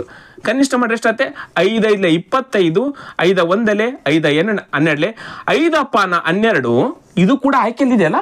ಎಸ್, 5/12. ನೀವೇನಾದ್ರೂ ಹಿಂಗೆ ಹಾಕ್ಬಿಟ್ರೆ ಉತ್ತರ ತಪ್ಪಾಗ್ತದೆ. ಇದು ಹಸಿರು ಬಣ್ಣ ಆಗುವ ಸಂಭವನೀಯತೆ ಇದು, ಹೌದಾನೆ? 60 ಸೆಕೆಂಡ್ ಅಲ್ಲಿ 25 ಸೆಕೆಂಡು ಹಸಿರು ಬಣ್ಣ ಆಗ್ತಕ್ಕಂಥ ಸಂಭವನೀಯತೆ. ಕ್ವಶನ್ ಏನ್ ಕೇಳಿದ್ರ? ಆಗದಿರುವ. ಹಾಗಾದ್ರೆ ಒಂದು ಸೈಕಲ್ ಅಲ್ಲಿ ಇದನ್ನ ಮೈನಸ್ ಮಾಡಬೇಕು. ಒಂದು ಸೈಕಲ್ ಅಲ್ಲಿ ಇದನ್ನ ಮೈನಸ್ ಮಾಡಿದ್ರೆ ಹಸಿರು ಬಣ್ಣ ಆಗದಿರುವ ಸಂಭವನೀಯತೆ ಇದೆ. ಒಂದು ಸೈಕಲ್ ಇದೆ, ಒಂದು ಕಂಪ್ಲೀಟ್ ಆಗಿ ಒಂದು ಸೈಕಲ್, ಅದರಲ್ಲಿ 5 ಬಣ್ಣ ಆಗ್ತಕ್ಕಂಥದ್ದು ಅಂದ್ರೆ 5 ಡಿವೈಡೆಡ್ ಗ್ರೀನ್ ಬಣ್ಣ ಆಗ್ತಕ್ಕಂಥದ್ದನ್ನ ಮೈನಸ್ ಮಾಡಿಬಿಡೋಣ. ಉಳಿದಿರ್ತಕ್ಕಂಥದ್ದು ಇದು ಆಗದೇ ಇರ್ತಕ್ಕಂಥದ್ದಾಗುತ್ತೆ. ಉತ್ತರ ಇದು ಬರಬೇಕು ನೋಡ್ರಿ.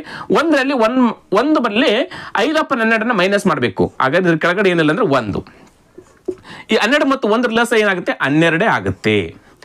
ಒಂದ 12 12, 12 ಒಂದಲೆ 12, ಸಾರಿ 12 ಒಂದಲೆ 12, 12 ಒಂದಲೆ ಎಷ್ಟಾಗುತ್ತೆ 12 ಆಯ್ತು, ಮೈನಸ್ 5 ಒಂದಲೆ 5 ಎಷ್ಟಾಗುತ್ತೆ 5 ಆಗುತ್ತೆ.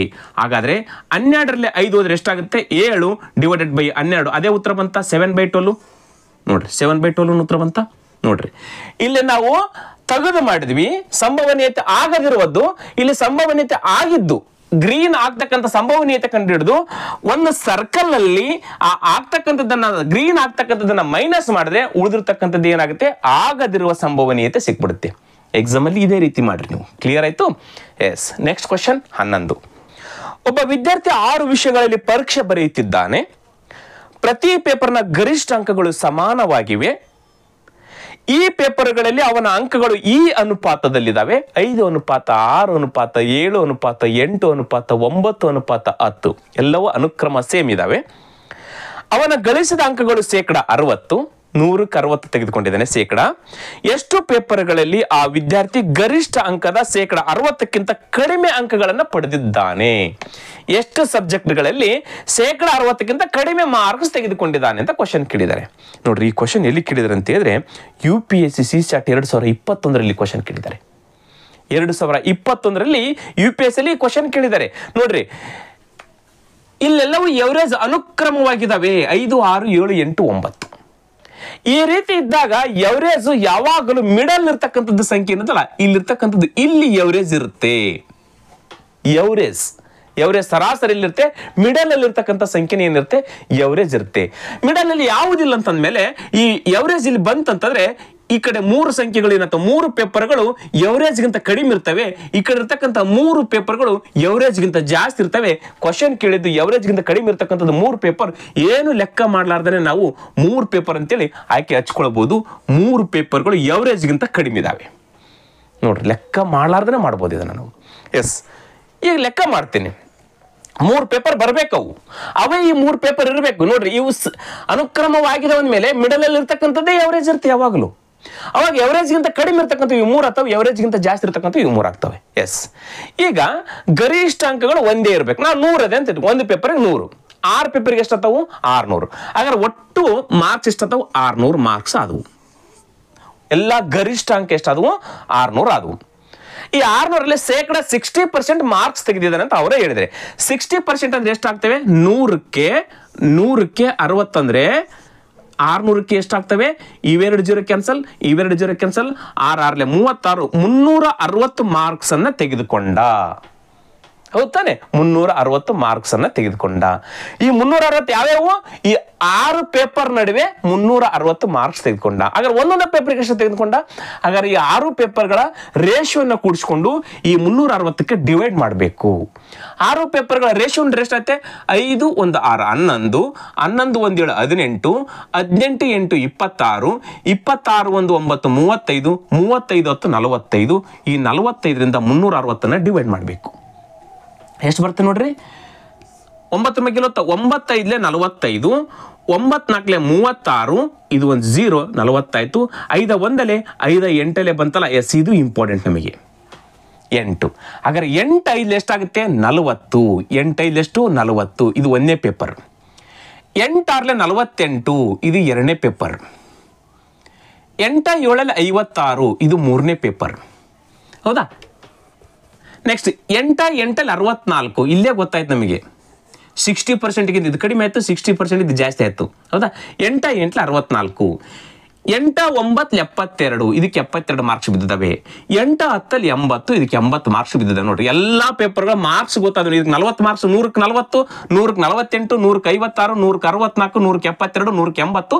ಇವೆಲ್ಲ ratio 5 ratio 6 ratio 7 ratio 8 9 10 ratio ಆಗುತ್ತೆ. ಈಗ 60% ಕಡಿಮೆ ಇರ್ತಕ್ಕಂಥ ಯಾವ್ಯಾವ? ನೋಡ್ರಿ, ಅವೇ 3 ಬಂದ್ವಾ? ನೋಡ್ರಿ, 60% ಕಡಿಮೆ ಇರ್ತಕ್ಕಂಥ ಇವು 3 ಆದವು, 60% ಜಾಸ್ತಿ ಇರ್ತಕ್ಕಂಥವು ಇವು 3 ಆದವು. ಎಷ್ಟು ಸಿಂಪಲ್ ಆಗಿ ಲೆಕ್ಕಗಳನ್ನು ಮಾಡ್ಕೊಳ್ಬೋದು ನಾವು. ನೋಡ್ರಿ, UPSC 2021ರಲ್ಲಿ ಕ್ವಶನ್ ಕೇಳಿದ್ದಾರೆ. ಕ್ಲಿಯರ್? ಎಸ್. ಮುಂದಿನ ಕ್ವಶನ್ 12. ಒಂದು ಪರೀಕ್ಷೆಯಲ್ಲಿ 52% ವಿದ್ಯಾರ್ಥಿಗಳು ಇಂಗ್ಲಿಷ್ ವಿಷಯದಲ್ಲಿ ಪಾಸ್ ಆಗಿದ್ದಾರೆ. 42% ವಿದ್ಯಾರ್ಥಿಗಳು ಗಣಿತದಲ್ಲಿ ಪಾಸ್ ಆಗಿದ್ದಾರೆ. 17% ಎರಡೂ ವಿದ್ಯಾರ್ಥಿಗಳು ಎರಡೂ ವಿಷಯಗಳಲ್ಲಿ ಪಾಸ್ ಆಗಿದ್ದಾರೆ.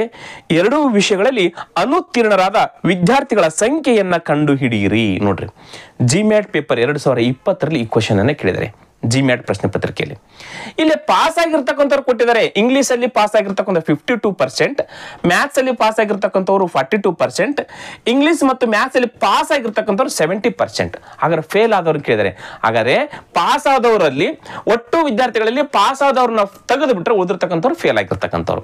ಹಾಗಾದ್ರೆ ಪಾಸ್ ಆದವರು ಒಟ್ಟು ಎಷ್ಟು ಅಂತ ಕಂಡುಹಿಡಿಬೇಕಾದ್ರೆ ನಿಮಗೊಂದು ವೆನ್ ಡಯಾಗ್ರಾಮ್ ಹಾಕೊಳ್ತೀನಿ.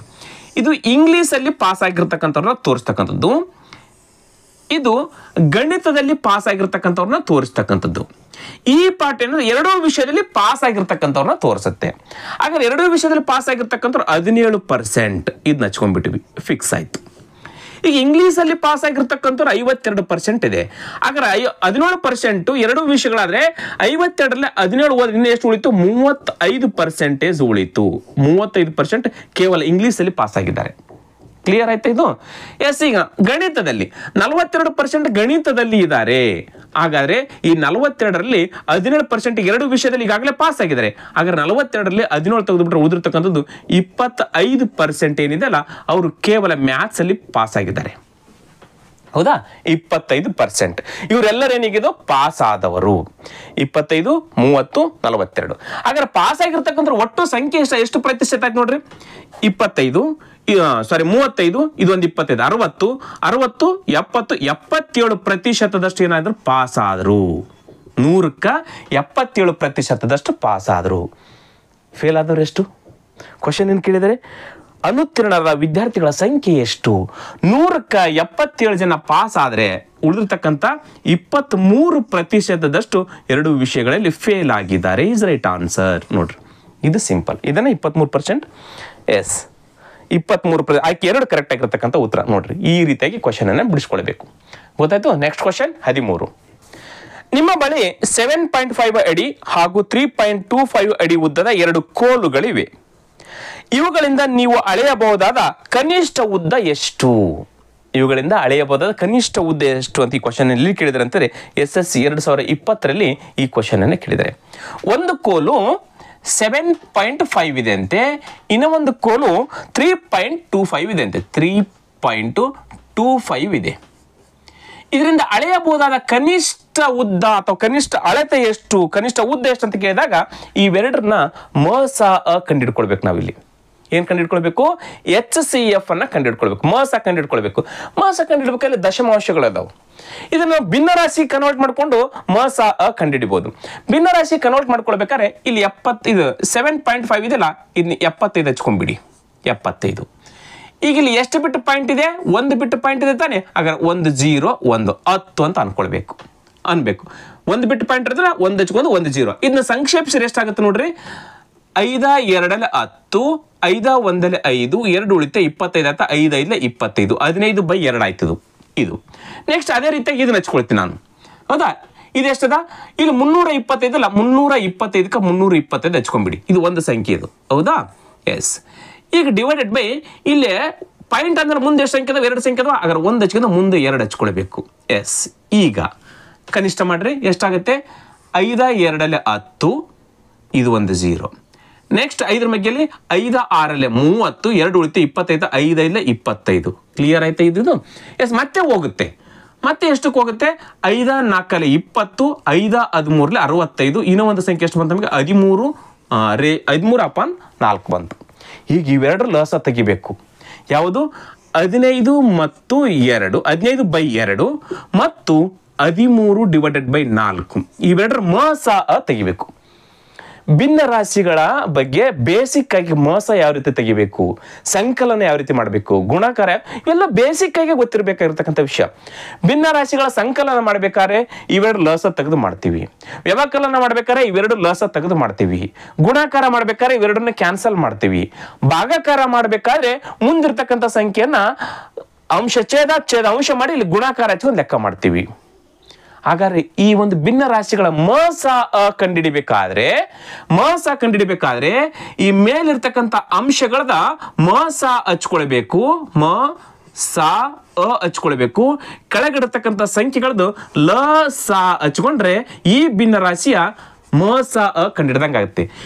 ಮಸ ಅಂದ ತಕ್ಷಣ ಅಂಶಗಳ ಮಸ ತೆಗಿಬೇಕು. ಅಂಶಗಳ ಮೇಲಂಶಗಳು ಇರ್ತಾನೆ, ಆ ಅಂಶಗಳ ಮಸ ಅ ತೆಗಿಬೇಕು. ಕೆಳಗಡಿರ್ತಕ್ಕಂಥ ಛೇದದ ಲ ಸ ತೆಗಿಬೇಕು. ಒಂದ್ ವೇಳೆ ಲ ಸ ಅ ಕಂಡಿಡ್ರಿ ಅಂತಂದ್ರೆ ಅಂಶಗಳ ಲ ಸ ಅ ಕಂಡಿಡ್ಕೊಳ್ಬೇಕು, ಛೇದಗಳದ್ದು ಮ ಸ ಅ ಕಂಡಿಡ್ಕೊಳ್ಬೇಕು. ಈಗಲೇ ನಾವು ಮಸ ಕಂಡಿಡಿಯುವಾಗ ಇವೆರಡರ ಮಸ ಕಂಡಿಡ್ಕೊಳ್ಬೇಕು, ಕೆಳಗಡದ ಲ ಸ ಕಂಡಿಡ್ಕೊಳ್ಬೇಕು. ಈಗ 13 ಮತ್ತು 15 ಅದ. ಇವೆರಡು ಮಸ ಏನಾಗುತ್ತೆ, ಇವೆರಡು ಯಾವ ಮಗ್ಗೆಯಲ್ಲಿ ಹೋಗ್ತಾವು, ಕೇವಲ ಒಂದೇ. ಇವೆರಡು ಅವಿಭಾಜ್ಯ ಸಂಖ್ಯೆ, ಇದು ಅವಿಭಾಜ್ಯ ಸಂಖ್ಯೆ ಇದೆ. ಅದಕ್ಕೋಸ್ಕರ ಇಲ್ಲಿ ಏನಾಗುತ್ತೆ, ಅವಿಭಾಜ್ಯ ಸಂಖ್ಯೆ ಆಗಿರೋದ್ರಿಂದ ಮ ಸ ಅ ಒಂದಾಗುತ್ತೆ. ಎಷ್ಟಾಗುತ್ತೆ, ಒಂದಾಗುತ್ತೆ. 1ರ ಮಗ್ಗೆಲೆ 13 ಹೋಗುತ್ತೆ, 1ರ ಮಗ್ಗೆಲೆ 15 ಆಗುತ್ತೆ. ಇವೆರಡು ಮ ಸ ತೆಗೆದ್ರೆ ಅಷ್ಟೇ ಒಂದಾಗುತ್ತೆ. ಡಿವೈಡೆಡ್ ಬೈ 2 ಮತ್ತು 4 ಲಸ ತೆಗಿಬೇಕು. ಇವೆರಡು ಲಸ ಏನಾಗುತ್ತೆ, 2 ಮತ್ತು 4 ಲಸ ಏನಾಗುತ್ತೆ, 4 ಆಗುತ್ತೆ. 2 ಮತ್ತು 4 ಲಸ ಎಷ್ಟಾಯ್ತೆ, ಇವೆರಡು ದೊಡ್ಡದು ಯಾವುದು 4. ಆ 4 ಇನ್ನೊಂದು ಉಳಿದಿರ್ತಕ್ಕಂಥ ಮಗ್ಗೆಲು 2ರ ಮಗ್ಗೆ 4 ಐತಾ, ಹಾಗಾದ್ರೆ ಅದುವೇ ಏನಾಗುತ್ತೆ 4 ಲಸ ಆಗುತ್ತೆ. ಹಾಗಾದ್ರೆ ಈ 2 15 13 4ರ ಮ ಸ ಏನಾಗುತ್ತೆ 1/4 is right answer. 1/4 is right answer. ಆಯ್ಕೆಯಲ್ಲಿ ಇಲ್ಲಲ್ಲ 1/4. ಎಸ್, ಪಾಯಿಂಟಲ್ಲಿ ಅದ. ಪಾಯಿಂಟಲ್ಲಿರೋದನ್ನ ಏನು ಮಾಡ್ಬೇಕು, ಈಗ ಅಂಶಕ್ಕೆ ಛೇದದಿಂದ ಡಿವೈಡ್ ಮಾಡಿ ಉತ್ತರ ಹಚ್ಚಿಬಿಟ್ರೆ ಪಾಯಿಂಟಲ್ಲಿ ಸಿಗುತ್ತೆ. ಹೆಂಗೆ, ಈಗ 4 ಒಂದಲ್ಲೇ 4ರ ಮಗ್ಗೆಲ್ಲಿ 1 ಕ್ಯಾನ್ಸಲ್ ಮಾಡ್ಬೇಕು. ಈಗ 4 ಒಂದ್ರೆ 4 ಹೋಯ್ತು, 4ರ ಮಗ್ಗೆಲ್ಲಿ 1 ಹೋಗಲ್ಲ. ಅವಾಗೆ 0 ಕೊಟ್ಕೊಂಡು ಪಾಯಿಂಟ್ ಕೊಟ್ವಿ, ಇದು 10 ಆಯ್ತು. ಅದಾ 4 2 8, ಇಲ್ಲಿ 10 ಇತ್ತು, 8 ಹೋಯ್ತು, 2 ಉಳಿತು. ಮತ್ತೆ ಪಾಯಿಂಟ್ ಕೊಡೋದು ಬೇಕಾಗಿಲ್ಲ, 2 ಉಳಿದು 20 ಆಯ್ತು. 4 5 20. ಹಾಗಾದ್ರೆ 0.25 ಈಸ್ ರೈಟ್ ಆನ್ಸರ್. ಆಯ್ಕೆಲಿದ್ರೆ 0.25. ಎಸ್, ಆಯ್ಕೆ 3 ಕರೆಕ್ಟ್ ಆಗಿರ್ತಕ್ಕಂಥ ಉತ್ತರ ನೋಡ್ರಿ. 0.25 ಈಸ್ ರೈಟ್ ಆನ್ಸರ್. ಈ ರೀತಿಯಾಗಿ ನಾವು ಲೆಕ್ಕಗಳನ್ನು ಬಿಡಿಸ್ಕೊಳ್ಬೇಕು. ಕ್ಲಿಯರ್? ಎಸ್. Next question 14. ಚಿತ್ರದಲ್ಲಿ ತ್ರಿಕೋನಗಳ ಸಂಖ್ಯೆ ಎಷ್ಟು? ನೋಡ್ರಿ, ಇಲ್ಲೊಂದು ತ್ರಿಕೋನ ಕೊಟ್ಟಿದ್ದಾರೆ. ಇದರಲ್ಲಿ ತ್ರಿಭುಜಗಳ ಸಂಖ್ಯೆ ಎಷ್ಟು, ತ್ರಿಕೋನಗಳ ಸಂಖ್ಯೆ ಎಷ್ಟು ಅಂತ ಕ್ವಶನ್ ಕೇಳಿದರೆ ಎಷ್ಟು ಸಿಂಪಲ್ ಮಾಡ್ಬೋದು. ನಾನು ಇದನ್ನು ಬಿಡ್ತೀನಿ, ಅದನ್ನು ಆಮೇಲೆ ತೆಗೆದುಕೊಳ್ತೀನಿ. ಕೇವಲ ಈ ಒಂದು ತ್ರಿಕೋನದಲ್ಲಿ ಎಷ್ಟು ಇದಾವೆ ಅಂತಕ್ಕಂಥದ್ದು ನಿಮಗೆ ಹೇಳ್ಕೊಡ್ತೀನಿ ಮೊದಲು. ಇಲ್ಲಿ ನೋಡಿ, ಅದರಲ್ಲಿ ಮತ್ತೆ ಭಾಗ ಮಾಡ್ತೀನಿ. ಈಗ ಈ ತ್ರಿಭುಜದಲ್ಲಿ ಎಷ್ಟಿದಾವೆ, ಈ ತ್ರಿಭುಜದಲ್ಲಿ ಎಷ್ಟಿದಾವೆ ನೋಡಿ, ಇದರಲ್ಲಿ ಹಿಂಗೆ ಬಂದದ. ಎಸ್, ಈ ರೀತಿ ಏನಾದರೂ ಇದ್ರೆ, ಹೌದಾ? ಎಸ್, ಈ ರೀತಿ ಇದ್ದಾಗ ತ್ರಿಭುಜಗಳ ಸಂಖ್ಯೆ ಎಷ್ಟು ಅಂದಾಗ ಈ ರೀತಿ ಅದಾಗಿಲ್ಲಿ, ಹೌದಾ? ಒಂದು ಈ ರೀತಿ, ಆಮೇಲೆ ಮಿಡಲಲ್ಲಿ ಒಂದು ರೇಖೆ ಬಂದ. ಈ ರೀತಿ ಇದ್ದಾಗ ಯಾವ ರೀತಿ ಕಂಡುಹಿಡ್ತೀವಿ ನಾವು, 1 ಮತ್ತು 2 ಆಗ್ತವೆ. 1 2 ಎಷ್ಟಾಗ್ತವೆ, 3. ಈ ಒಂದು ತ್ರಿಭುಜದಲ್ಲಿರ್ತಕ್ಕಂಥ, ಈ ಒಂದು ಆಕೃತಿಯಲ್ಲಿರ್ತಕ್ಕಂಥ ತ್ರಿಭುಜಗಳ ಸಂಖ್ಯೆ ಎಷ್ಟು, ಇವೆರಡು ಕೂಡಿಸಿದ್ರೆ ಎಷ್ಟು, 3 ತಾನೆ, 3 ಇದಾವೆ. ಇದು ಒಂದು ಮತ್ತು ಕಂಪ್ಲೀಟ್ ಇದು ಒಂದು. ಅದೇ ರೀತಿಯಾಗಿ ಇದು ಒಂದು ಕಂಪ್ಲೀಟ್ ಈ ಒಂದು ಭಾಗ ಏನಾಗುತ್ತೆ, 3 ಇದಾವೆ. ಹಾಗಾದ್ರೆ ಈ ಬಿಂದುವಿನಲ್ಲಿ 3 ತ್ರಿಭುಜಗಳು ಬರ್ತವೆ ಅಂತ ಅರ್ಥ. ಹೌದಾ? ನೋಡ್ರಿ, ಇದೇ ಆಕೃತಿ ತಾನೆ ಇಲ್ಲದು. ಇದು ಒಂದು ತ್ರಿಭುಜ ಕಂಪ್ಲೀಟ್ ಆಗಿ ಇದು ಒಂದು ತ್ರಿಭುಜ 3 ಇದಾವೆ. ಅದೇ ರೀತಿಯಾಗಿ ಇಲ್ಲಿ ಒಂದು ಅದ ನೋಡಿ, ಅದೇ ರೀತಿ ಸೇಮ್ ಟು ಸೇಮ್. ಹೌದಾ? ಸೇಮ್ ಟು ಸೇಮ್ ಅದೇ ಇದನ್ನ, ಇದು ಒಂದು ತ್ರಿಭುಜ ಕಂಪ್ಲೀಟ್ ಇದು ಒಂದು ತ್ರಿಭುಜ. ಈ ಬಿಂದುವಿನಲ್ಲಿ ಇಲ್ಲಿ 3 ತ್ರಿಭುಜಗಳು ಇದಾವೆ. ನೆಕ್ಸ್ಟ್ ಅದೇ ರೀತಿಯಾಗಿ ಇಲ್ಲಿ ಬರ್ತೀನಿ, ಇದೊಂದು ತ್ರಿಭುಜ ಕಂಪ್ಲೀಟ್ ಇದು ಒಂದು ತ್ರಿಭುಜ. ಈ ಬಿಂದುವಿನಲ್ಲಿ 3 ತ್ರಿಭುಜಗಳು ಇದಾವೆ. ಕ್ಲಿಯರ್ ಆಯ್ತಾ ಇದು? ಎಸ್. ಹಾಗಾದ್ರೆ 3 + 3 + 3 ಈಸ್ ಈಕ್ವಲ್ ಟು ಎಷ್ಟು, ಅದು 3 3 9 ಅದು. ಇನ್ನೂ ಇದಾವೆ ನೋಡ್ರಿ. ಈ ಬಿಂದು ತೆಗೆದುಕೊಳ್ತೀನಿ ನಾನು. ಈ ಬಿಂದು ತೆಗೆದುಕೊಂಡಾಗ ಇಲ್ಲಿ ಒಂದು ತ್ರಿಭುಜ ಅದ, ಹೌದಾನೆ? ಈ ಬಿಂದುವಿನಿಂದಾಗ ಇಲ್ಲಿದ್ದ ಈ ಕಡೆ ಒಂದು ಭಾಗ, ಆಮೇಲೆ ಈ ಕಡೆ ಒಂದು ಭಾಗ, ಹೌದಾನೆ? ಈ ಕಡೆ ಒಂದು ನೋಡಿ, ಈ ಪಾರ್ಟ್ 2 ತ್ರಿಭುಜಗಳು ಇದಾವೆ. ಈ ಬಿಂದುವಿನಲ್ಲಿ 2 ತ್ರಿಭುಜಗಳು. ಅದೇ ರೀತಿ ಈ ಬಿಂದುವಿನ ಬಂದಾಗ ನೋಡಿ, ಈ ಒಂದು ಪಾರ್ಟು ಮತ್ತು ಈ ಒಂದು ಪಾರ್ಟ್, ಇಲ್ಲಿ ಕೂಡ 2 ತ್ರಿಭುಜಗಳು ಇದಾವೆ. ನೆಕ್ಸ್ಟ್ ಅದೇ ರೀತಿಯಾಗಿ ಇಲ್ಲಿ ಬಂದಾಗ ಕಂಪ್ಲೀಟ್ ಈ ಪಾರ್ಟು ಮತ್ತು ಕಂಪ್ಲೀಟ್ ಈ ಪಾರ್ಟು, ಇಲ್ಲಿ ಕೂಡ 2 ತ್ರಿಭುಜಗಳು ಇದಾವೆ. ಹಾಗಾದ್ರೆ 2 2 2 2 + 2 6 ತ್ರಿಭುಜಗಳು ಆದವು. ನೆಕ್ಸ್ಟ್ ಕಂಪ್ಲೀಟ್ ಇದು ಒಂದು ತ್ರಿಭುಜ, ದೊಡ್ಡ ತ್ರಿಭುಜ. ಹಾಗಾದ್ರೆ ಎಷ್ಟಾಯ್ತು, ಇಲ್ಲಿ 1 ಆಯ್ತು. ಈಗ ಇದಕ್ಕೆ ಬರ್ತೀನಿ ನಾನು. ಇಲ್ಲಿ ನೋಡ್ರಿ, ಇಲ್ಲಿ ಒಂದು ತ್ರಿಭುಜ ಅದ, ಹೌದು ತಾನೆ? ಇದು ಒಂದು. ಎಸ್, ಇದು ಒಂದಾಗಿರೋದ್ರಿಂದ ಕಂಪ್ಲೀಟ್ ಆಗಿ ಇದು ಒಂದು ನೋಡ್ರಿ.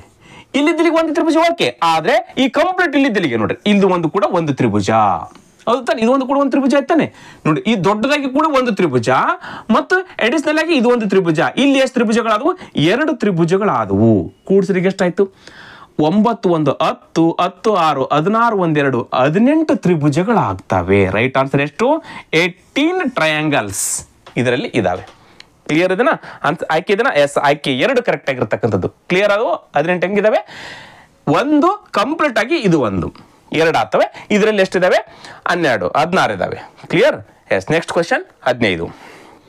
ಒಂದು ಆಯತದ ಉದ್ದ ಮತ್ತು ಅಗಲಗಳು ಕ್ರಮವಾಗಿ 20 ಸೆಂಟಿಮೀಟರ್ ಮತ್ತು 10 ಸೆಂಟಿಮೀಟರ್ ಇವೆ. ಇದು 20 ಸೆಂಟಿಮೀಟರ್ ಇದೆ, ಇದು 10 ಸೆಂಟಿಮೀಟರ್ ಇದೆ.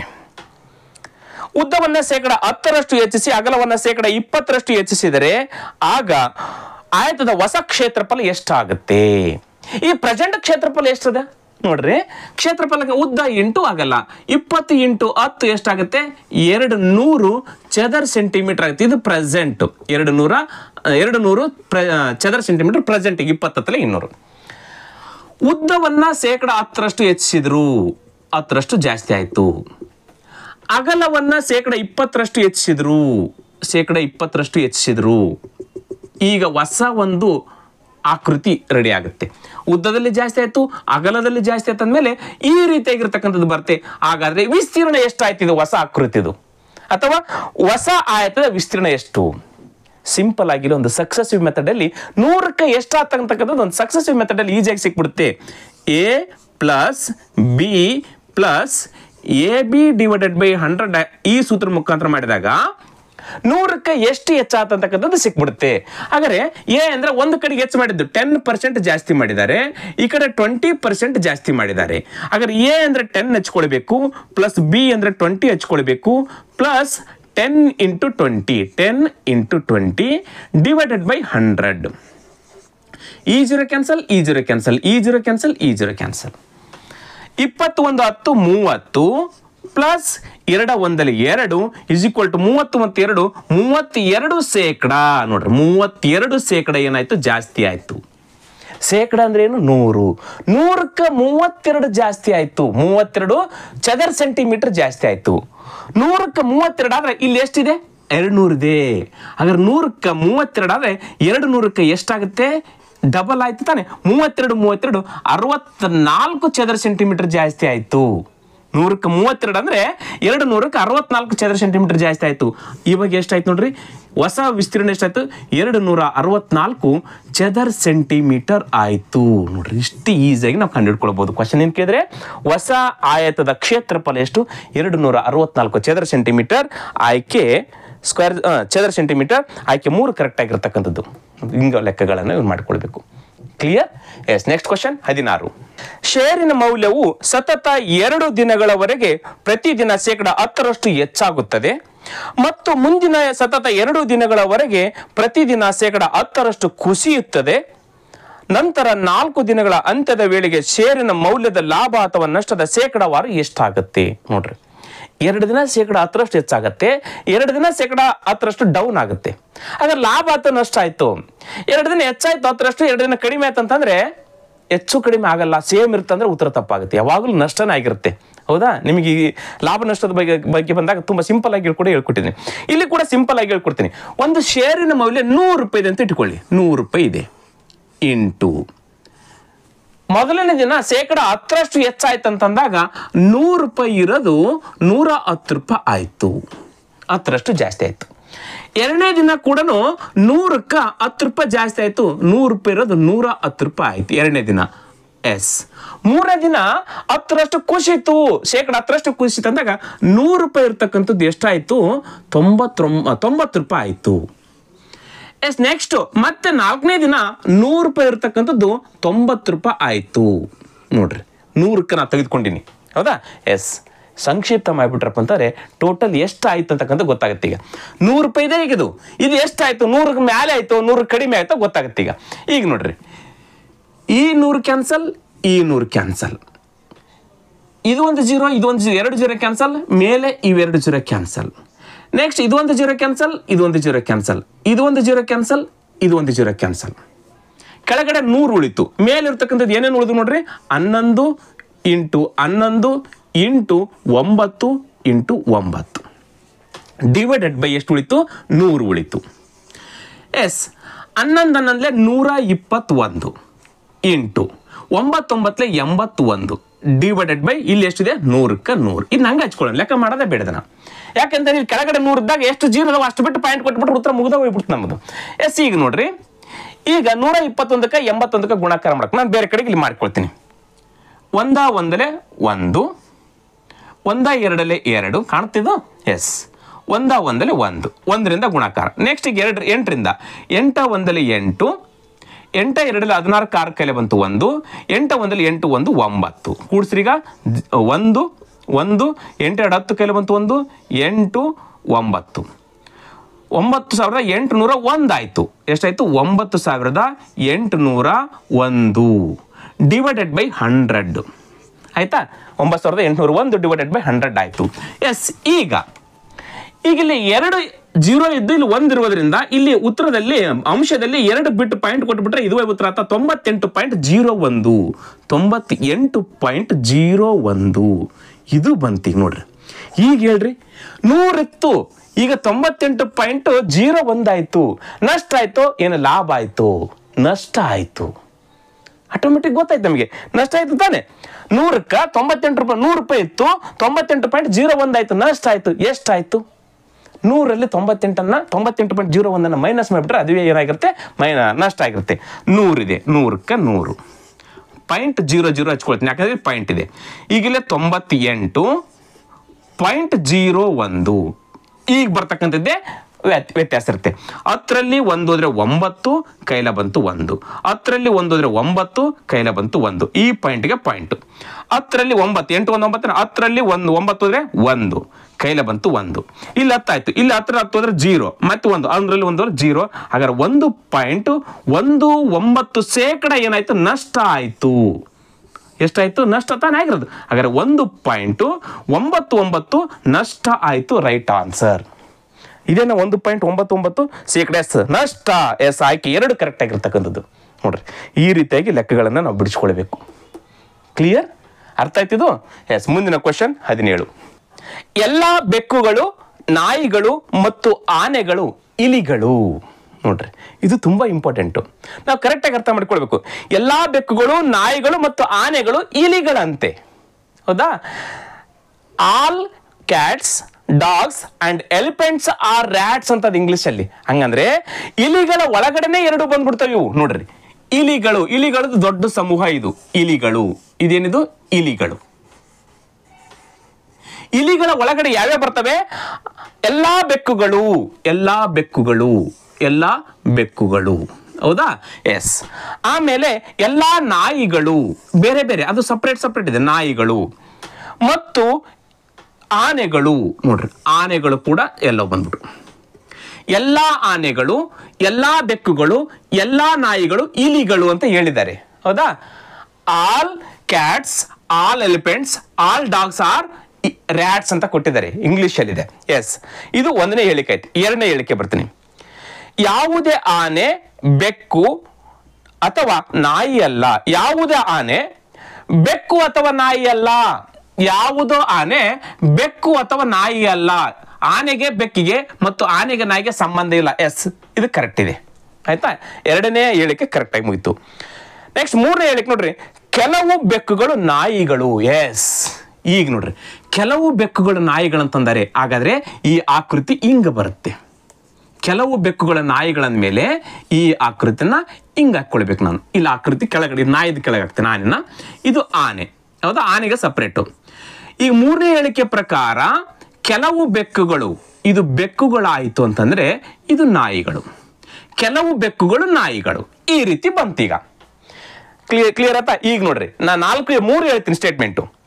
ಎಲ್ಲಾ ಬೆಕ್ಕುಗಳು, ನಾಯಿಗಳು ಮತ್ತು ಆನೆಗಳು ಇಲಿಗಳು. ಎಲ್ಲಾ ಬೆಕ್ಕುಗಳು, ಎಲ್ಲಾ ನಾಯಿಗಳು, ಎಲ್ಲಾ ಆನೆಗಳು ಇಲಿಗಳು. 1ನೇದು ಮುಗೀತು. ನೆಕ್ಸ್ಟ್ ಯಾವುದೇ ಆನೆ ಬೆಕ್ಕುನೂ ಅಲ್ಲ ಮತ್ತು ನಾಯಿನೂ ಅಲ್ಲ. 2ನೇದು ಮುಗೀತು. ನೆಕ್ಸ್ಟ್ 3ನೇದ್ದು ಕೆಲವು ಬೆಕ್ಕುಗಳು, ನಾಯಿಗಳು. 3 ಸ್ಟೇಟ್ಮೆಂಟ್ ಕ್ಲಿಯರ್ ಆಯ್ತು. ಎಸ್, ಈಗ ತೀರ್ಮಾನಕ್ಕೆ ಬರ್ತೀನಿ ನಾನು. ತೀರ್ಮಾನ 1. ಯಾವುದೇ ಇಲಿ ಬೆಕ್ಕು, ನಾಯಿಯ ಹಾಗೆ ಆನೆಯಲ್ಲ. ನೋಡ್ರಿ, ಯಾವುದೇ ಇಲಿ ಬೆಕ್ಕಲ್ಲಂತೆ, ನಾಯಿಯಲ್ಲಂತೆ, ಹಾಗೆ ಆನೆ ಅಲ್ಲಂತೆ. ಇಲ್ಲ, ಸಾಧ್ಯತೆ ಇದೆ. ಕೆಲವು ಇಲಿಗಳು ನಾಯಿಗಳಾಗಿದ್ದಾವೆ, ಕೆಲವು ಇಲಿಗಳು ಬೆಕ್ಕುಗಳಾಗಿದ್ದಾವೆ, ಕೆಲವು ಇಲಿಗಳು ಈ ಭಾಗದಲ್ಲಿರ್ತಕ್ಕಂಥ ಇಲಿಗಳು ಆನೆಗಳಾಗಿದ್ದಾವೆ, ಈ ಭಾಗದಲ್ಲಿರ್ತಕ್ಕಂಥ ಇಲಿಗಳು ಬೆಕ್ಕುಗಳಾಗಿದ್ದಾವೆ, ಈ ಭಾಗದಲ್ಲಿರ್ತಕ್ಕಂಥ ಇಲಿಗಳು ಈ ವೃತ್ತದ ಒಳಗಡೆ ಈ ಭಾಗದಲ್ಲಿರ್ತಕ್ಕ ನಾಯಿಗಳಾಗಿದ್ದಾವೆ. ಯಾವ ಇಲಿಗಳು ಇವ್ರು ಏನಂತಿದ್ರೆ ಯಾವುದೇ ಇಲಿ ಬೆಕ್ಕಲ್ಲ, ನಾಯಲ್ಲ ಮತ್ತು ಆನೆ ಅಲ್ಲ ಅಂತಿದ್ರೆ. ಹಾಗಾದ್ರೆ ಒಂದನೇ ಹೇಳಿಕೆ ಏನಾಯ್ತು? ತಪ್ಪಾಯ್ತು.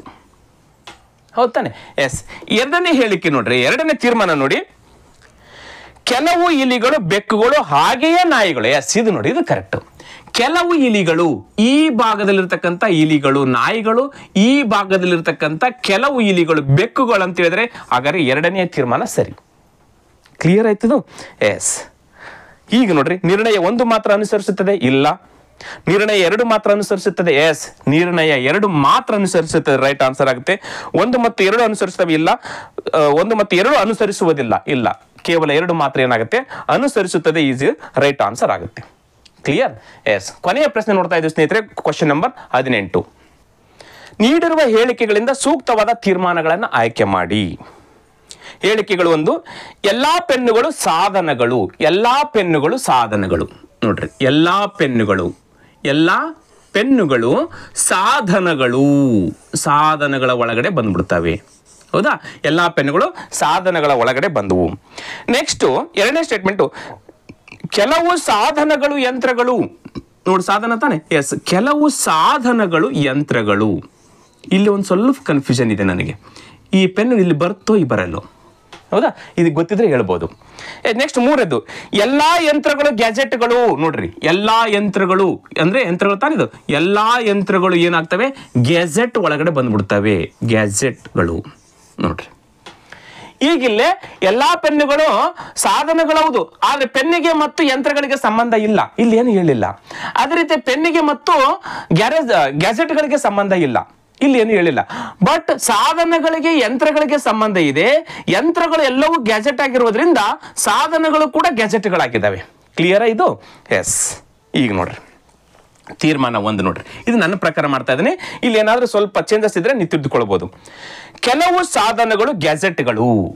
ಎಸ್, ಕೆಲವು ಸಾಧನಗಳು, ಇಲ್ಲಿ ಬರ್ತಕ್ಕಂಥ ಸಾಧನಗಳು ಗ್ಯಾಜೆಟ್ಗಳು. ಹೌದು ತಾನೆ? ಎಸ್, 1ನೇ ತೀರ್ಮಾನ ಸರಿ. ಎಸ್. ನೆಕ್ಸ್ಟ್ 2ನೇದು ಬರ್ತೀನಿ. ಕೆಲವು ಪೆನ್ನುಗಳು ಯಂತ್ರಗಳು. ಎಸ್, ನೋಡ್ರಿ, ಕೆಲವು ಪೆನ್ನುಗಳು ಯಂತ್ರಗಳು. ಇಲ್ಲಿ ನನ್ನ ಪ್ರಕಾರ ಎಲ್ಲಾ ಪೆನ್ನುಗಳು ಸಾಧನಗಳು, ಕೆಲವು ಸಾಧನಗಳ ಯಂತ್ರಗಳ ಹೊರತು ಕೆಲವು ಪೆನ್ನುಗಳು ಯಂತ್ರಗಳು ಅಂತ ಹೇಳಿಲ್ಲ. ಅದಕ್ಕೋಸ್ಕರ ನಾನು ಇದನ್ನ ತಪ್ಪು ಅಂತ ಹೇಳ್ತಾ ಇದ್ದೀನಿ. 2ನೇ ತೀರ್ಮಾನ. ಇಲ್ಲ, ಕೆಲವೊಬ್ರು ಇದನ್ನ ಪೆನ್ನನ್ನು ಇಲ್ಲಿ ಹಾಕೊಂಡು ಲೆಕ್ಕ ಮಾಡಿದ್ರೆ ಅದು ಸರಿ ಅಂತ ಆಗುತ್ತೆ. ಇದು ನನ್ನ ಪ್ರಕಾರ 1ನೇ ತೀರ್ಮಾನ ಕಡಿ ಸರಿ, 2ನೇ ತೀರ್ಮಾನ ತಪ್ಪು ಅಂತ ನಾನು ಹೇಳ್ತಾ ಇದ್ದೀನಿ. ಇದೇನಾದ್ರು ಇಲ್ಲ ಸರ್, ಇದು ನಿಮ್ದೇ ಸರಿ ಅಂತ ಹೇಳೋರು ಕೂಡ ಕಮೆಂಟ್ ಕೂಡ ಮಾಡಬಹುದು. ಈಗಿಲ್ಲೇ ಕೆಲವು ಪೆನ್ನುಗಳು ಯಂತ್ರಗಳು ಸಾಧ್ಯತೆ ಇಲ್ಲ, ಪೆನ್ನುಗಳಿಗೆ ಯಂತ್ರಗಳಿಗೆ ಸಾಧ್ಯತೆ ಇಲ್ಲ, ಕೇವಲ ಸಾಧನಗಳಿಗೆ ಯಂತ್ರಗಳಿಗೆ ಸಾಧ್ಯತೆ ಇದೆ. ಕೆಲವು ಸಾಧನಗಳು ಯಂತ್ರಗಳು. ಹೌದಾ? ಇಲ್ಲಿ ಪೆನ್ನುಗಳಿಗೆ ಯಂತ್ರಗಳ ಸಂಬಂಧ ಇಲ್ಲ ಅಂತ ನಾನು ಹಿಂಗೆ ಹಾಕಿದ್ದೀನಿ. ಕೇವಲ 1 ನಿರ್ಣಯ ಮಾತ್ರ ಸರಿ ಅನಿಸುತ್ತೆ. ನಿರ್ಣಯ 2 ಸರಿ ಅಲ್ಲ. ನಿರ್ಣಯ 1 ಮತ್ತು 2 ಅನುಸರಿಸುತ್ತವೆ? ಇಲ್ಲ. ನಿರ್ಣಯ 1 ಅಥವಾ 2 ಅನುಸರಿಸುವುದಿಲ್ಲ, ಕೇವಲ 1 ಅನುಸರಿಸುತ್ತವೆ ಅಂತ ನಾನು ಹೇಳ್ತಾ ಇದ್ದೀನಿ ಸ್ನೇಹಿತರೆ. ಇಲ್ಲಿ ಏನಾದರೂ ಈ ಒಂದು ಕ್ವಶನ್ ಅಲ್ಲಿ ಅಥವಾ ಇನ್ನುಳಿರ್ತಕ್ಕಂಥ 17 ಪ್ರಶ್ನೆಗಳಲ್ಲಿ ಏನಾದರೂ ಕೆಲವೊಂದಿಷ್ಟು ಲೋಪದೋಷಗಳಿದ್ರೆ ಅವುಗಳನ್ನ ಕಮೆಂಟ್ ಮಾಡ್ಬೋದು. ಮಾಡ್ತಕ್ಕಂಥ ಇದರಲ್ಲಿ ನನಗೆ ಗೊತ್ತಿದ್ದಷ್ಟನ್ನು ನಾನು ಹೇಳಿದ್ದೀನಿ. ಇದರಲ್ಲಿ ಏನಾದರೂ ತಪ್ಪುಗಳಿದ್ರೆ ಕಮೆಂಟ್ ಕೂಡ ಮಾಡ್ಬೋದು ಅಂತ ಹೇಳ್ತಾ, ಸ್ನೇಹಿತರೆ, ಇಲ್ಲಿವರೆಗೆ ನೋಡಿರ್ತಕ್ಕಂಥ ಎಲ್ಲ ಸ್ಪರ್ಧಾರ್ಥಿಗಳು ದಯವಿಟ್ಟು ನಿಮ್ಮ ಸ್ನೇಹಿತರೊಂದಿಗೆ ಈ ವಿಡಿಯೋನ ಹಂಚಿಕೊಳ್ಳಿ. ಇದೇ ರೀತಿಯಾಗಿ ಸಹಕಾರ ನನ್ನ ಮೇಲೆ ಇರಲಿ ಅಂತ ಹೇಳ್ತಾ ಇವತ್ತಿನ ತರಗತಿಯನ್ನು ಮುಗಿಸ್ತಾ ಇದ್ದೀನಿ ಸ್ನೇಹಿತರೆ. ನಮಸ್ಕಾರ.